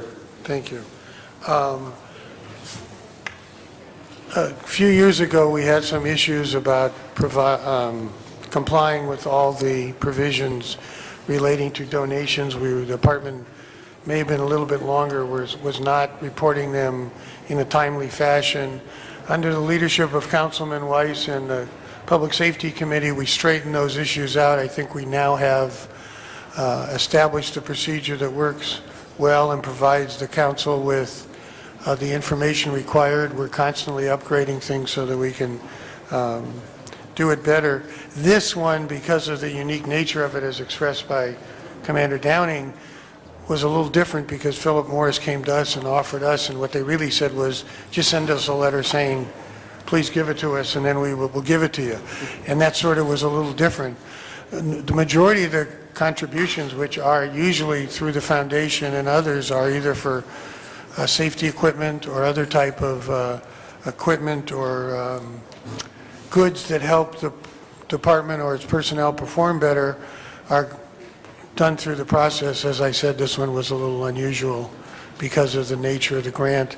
And as Commander Downing said, there are other corporations out there like Target and others who, because of the need across the country for public safety, not just one area, and realizing the budget issues of municipalities, have offered grants and money in various forms to help their communities. So I think Philip Morris, as Target and others, they're there to help their communities. They're not there to retrieve something unique for themselves.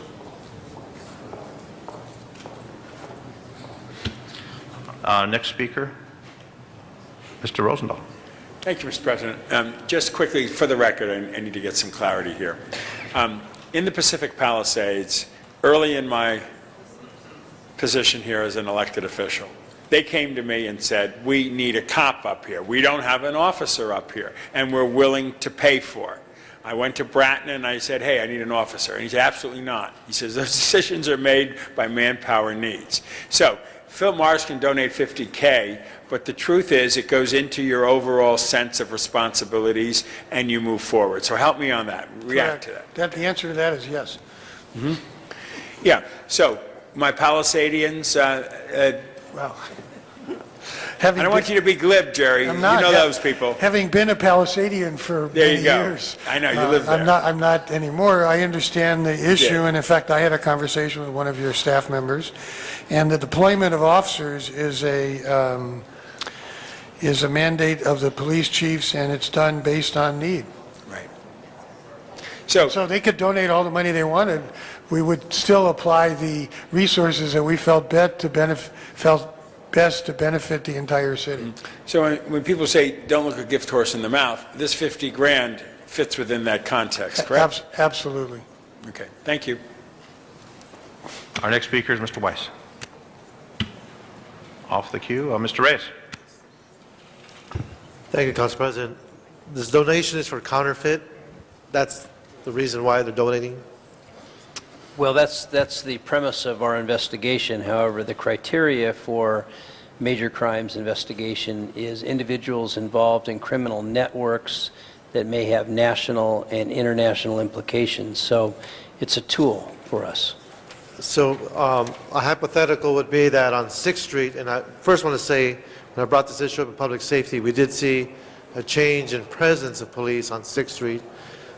This is, I guess, between Loma all the way to Bonnie Bray, next to MacArthur Park. 6th Street is basically an open-air swap meet where you have up to my chest goods that are being sold, including counterfeit material.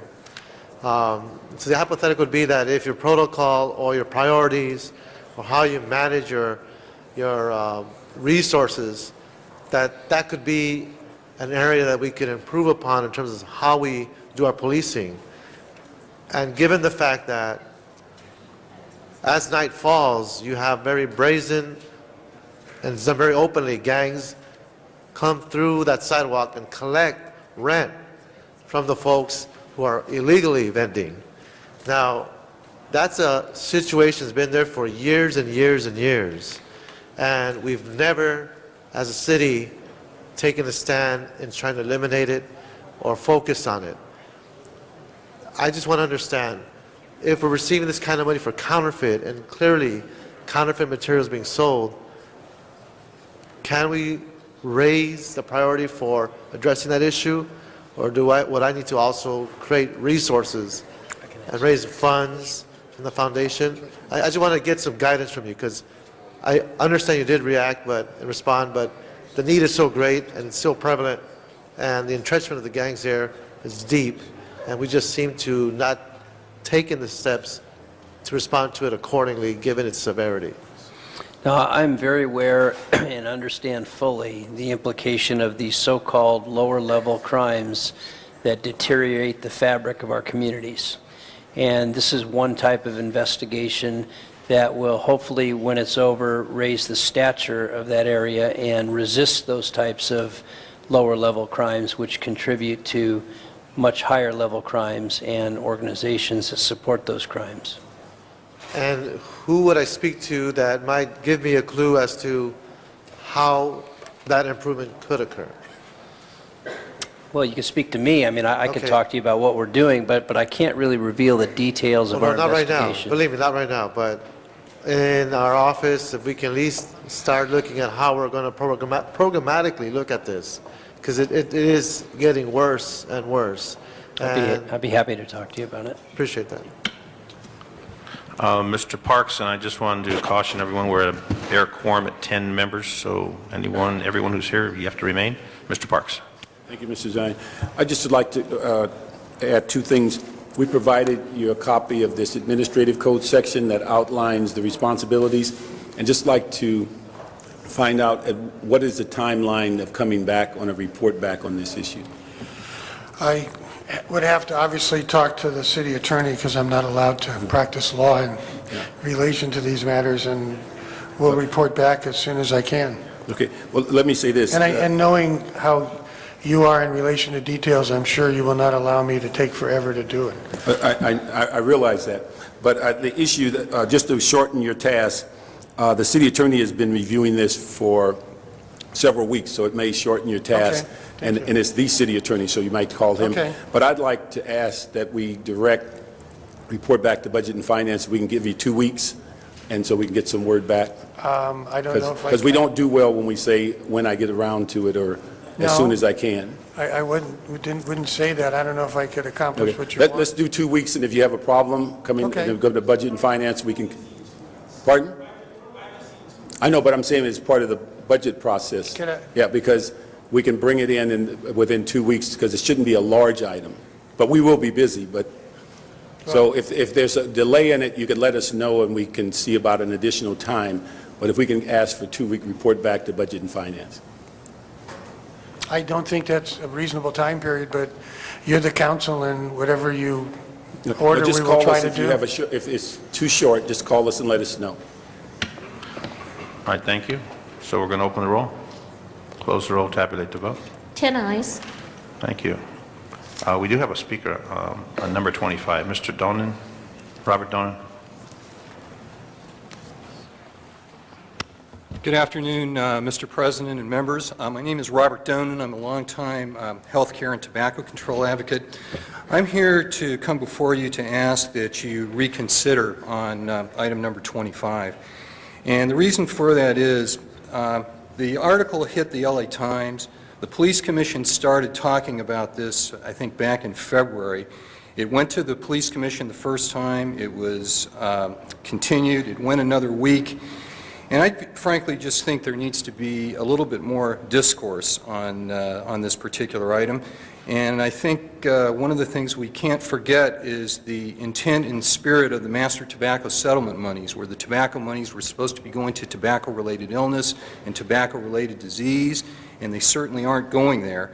And now with this item coming forward, my feeling is it would be great and wise to be able to come back and educate the Police Commission and some other folks as far as on this donation item as far as tobacco goes, and particularly given the fact that now for conference sponsorship for tobacco-related purposes, there's a process to go. And I would just like to see this item reconsidered, have a little bit more discourse, and bring it back. Thank you. Thank you. For your Thank you very much. consideration. Our next item, Mr. Clerk. Oh, by the way, number 8, I want to go forthwith, please. Number 8, forthwith. Item 48 was called special by Councilmember Parks. Number 48, Mr. Parks.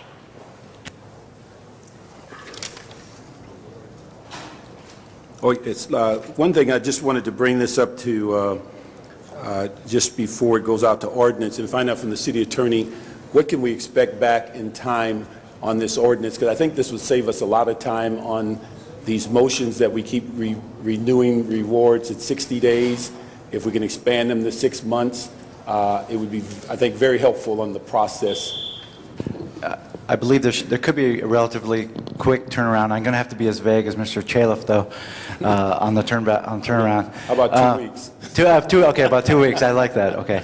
Let me ask the city clerk, one of the things that would be also helpful in monitoring these motions, if there's some way the system could tweak and let council members know when they're about to expire a month before, it would be something that you're not allowing these things to lapse, because if at the point they are, someone is basically is due that reward and it's not in play, I think we run into some difficulty in giving them the reward. But if we do it for 6 months and there's some way of an electronic notification or something, being that all the motions go through the city clerk's office, is there some way that those two things could be combined?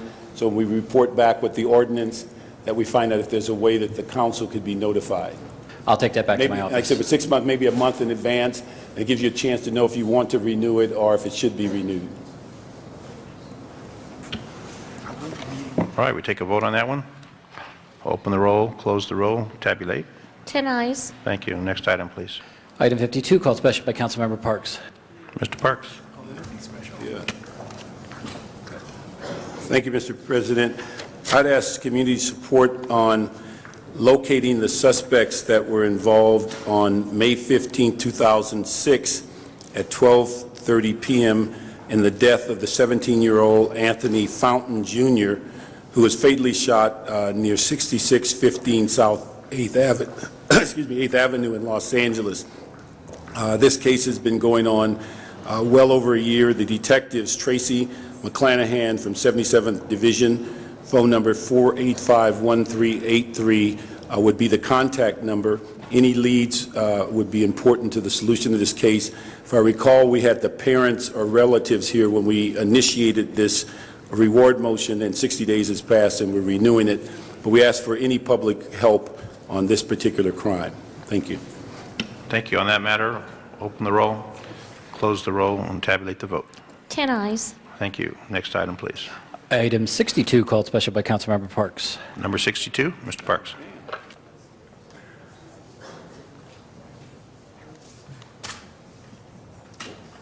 I'd like to ask department staff, we had this item in public safety the other day, and we just want to get some clarity as to the remaining $8 million that's in the system.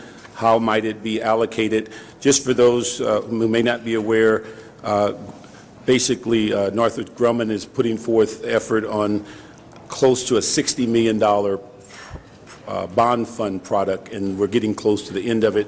And the remaining $8 million was unclear at committee as to how it's going to be spent, how it's going to be allocated, and we just wanted to get that clarified so the council would know, because I understand we're getting very close to expending almost the total amount of the bond fund. Rosa Cepeda with the Office of the CAO.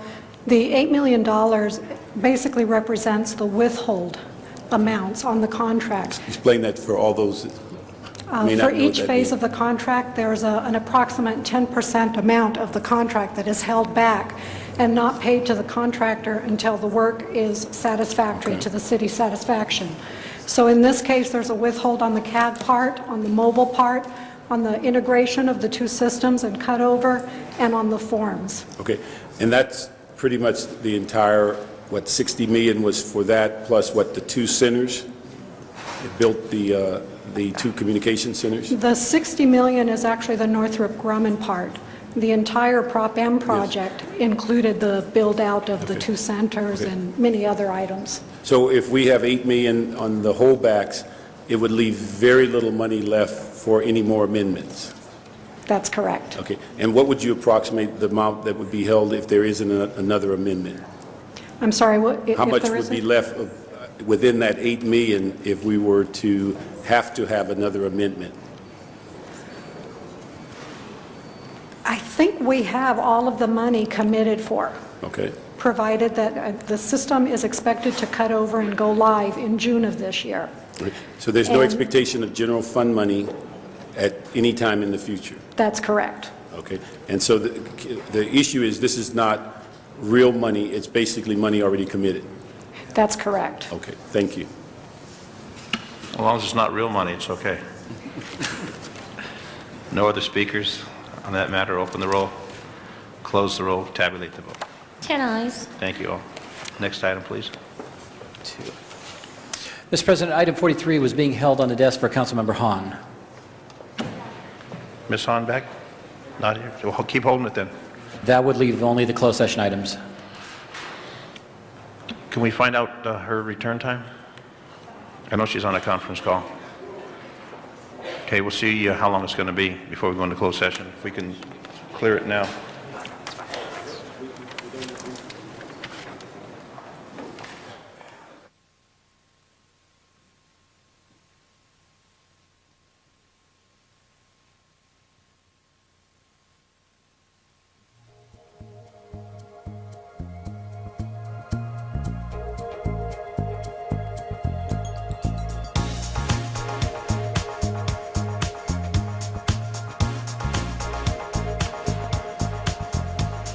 All right, we're going to go into closed session. Ms. Hahn is unavailable at this moment. We're going to go into closed session on 3 items, and then we'll return and take that matter up at that time.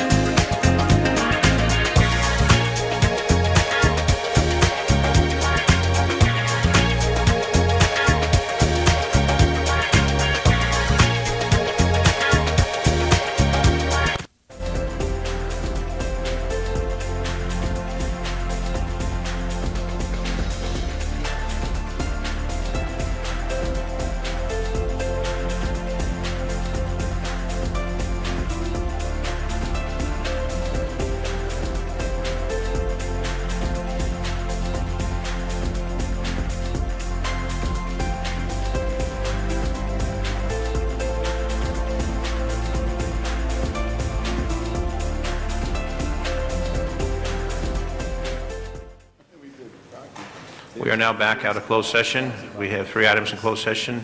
Mr. Clerk? Yes, Mr. President, on item 59, there's a recommendation for settlement in the amount of $400,000 in the case of Tareen Henkin versus City of Los Angeles. Open the roll, close the roll, tabulate the vote. 10 eyes. Next item, please. On item 60, there's a recommendation for a stipulated award in the amount of $120,865, plus a life pension of $55,715.09 in the workers' comp case entitled Jesse Castillo versus City of LA. Open the roll, close the roll, tabulate the vote. 9 ayes, 1 no. Next item, please. And on item 61, there's a recommendation for a stipulated award in the amount of $106,375 plus a life pension of $33,774 in the workers' comp case entitled Michael Oliver versus City of LA. Open the roll, close the roll, tabulate the vote. 10 ayes. And we have one item remaining with Ms. Hahn. And Mr. that would Clerk. leave item 43. Item 43. Ms. Hahn, item number 43. Thank you, Mr. President. Colleagues, I wanted to bring this to our attention because in the Council's Ad Hoc Committee on Gang Violence, we are taking a very comprehensive look at, first of all, at Connie Rice's Advancement Project report. We're taking a very good look at all the current programs that are city-funded that deal with prevention and intervention and after-school programs. And as you know, today, I think the mayor is going to make it a cornerstone of his message today, in his State of the City message, that he's going to appropriate money for gang intervention, prevention, after-school programs. So I think we should have online for this committee all the reports, all the evaluation, because we're trying to engage neighborhood councils, we're trying to engage the city in helping us put together a comprehensive strategy to fight gang violence in the city.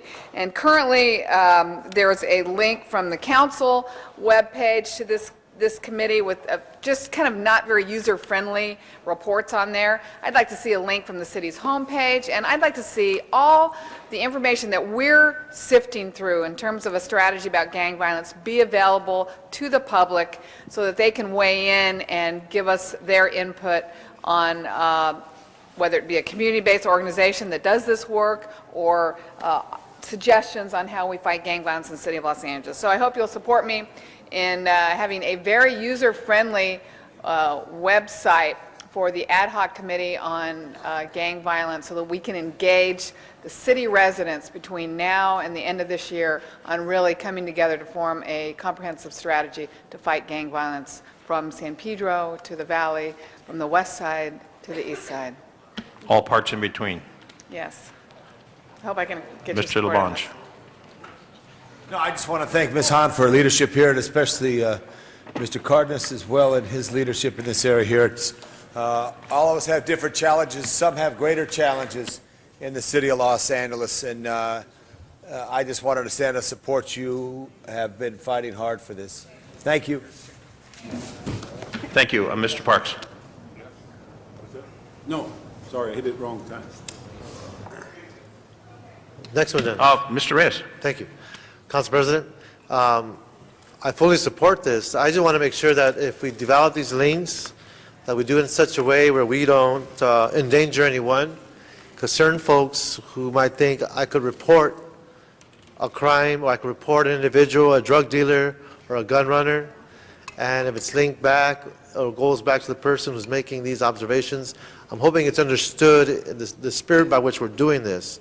But I could see someone who's not informed or was reacting to a very stressful situation, perhaps use it as a place to report crimes, and we'd hate to have the bad guys know who it is and just eliminate that possibility of someone getting hurt in trying to help because of the level of what these gangs are capable of doing to those who have information and or who are involved in investigations.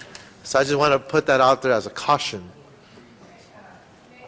We make that sort of a disclosure on the webpage that this is not a site to report violent crimes. If you need to, please call the city's 911. Right, we should make that very, very clear. Okay, we'll put that on as a amendment. Friendly to amendment. this. Yeah. Thank you. Friendly. Very well. Very friendly. That matter is before us. Open the roll, close the roll, tabulate the vote. 10 ayes. Congratulations, Ms. Hahn. Next item, Mr. Clerk. Council has motions for posting and referral. Posted and referral. The desk is clear. Mr. City Attorney. And just for the record, to clarify, Mr. President, item number 4, the vote that the council took on that reflected 2 actions by council, one for the commissioner's term ending June 30th, 2007, and for the subsequent term ending June 30th, 2012. That's on the record. Thank you. Any announcements, colleagues? Any adjourning motions? 5 o'clock. Hold on, Mr. At Labange. East Valley Mr. Labange, High hold on. School, the mayor of Los Angeles will give a state of the city address. East Valley High School is one of the newer high schools in Los Angeles, the Falcons, and it's in the 4th District right off Vineland Avenue. And it's on Channel 35 to watch for that tonight, so it'll be very important for all of us to hear, go in person to see the mayor's State of the City address. Thank you. Thank you. No other announcements, adjourning motions, please. Mr. Alarcon, adjourning motion? Yes, I'd like to adjourn in the name of William Lopez, my cousin Billy. Bill was born and raised in the San Fernando Valley, went to Holy Rosary Elementary School, Byrd Middle School, and Polytechnic High School.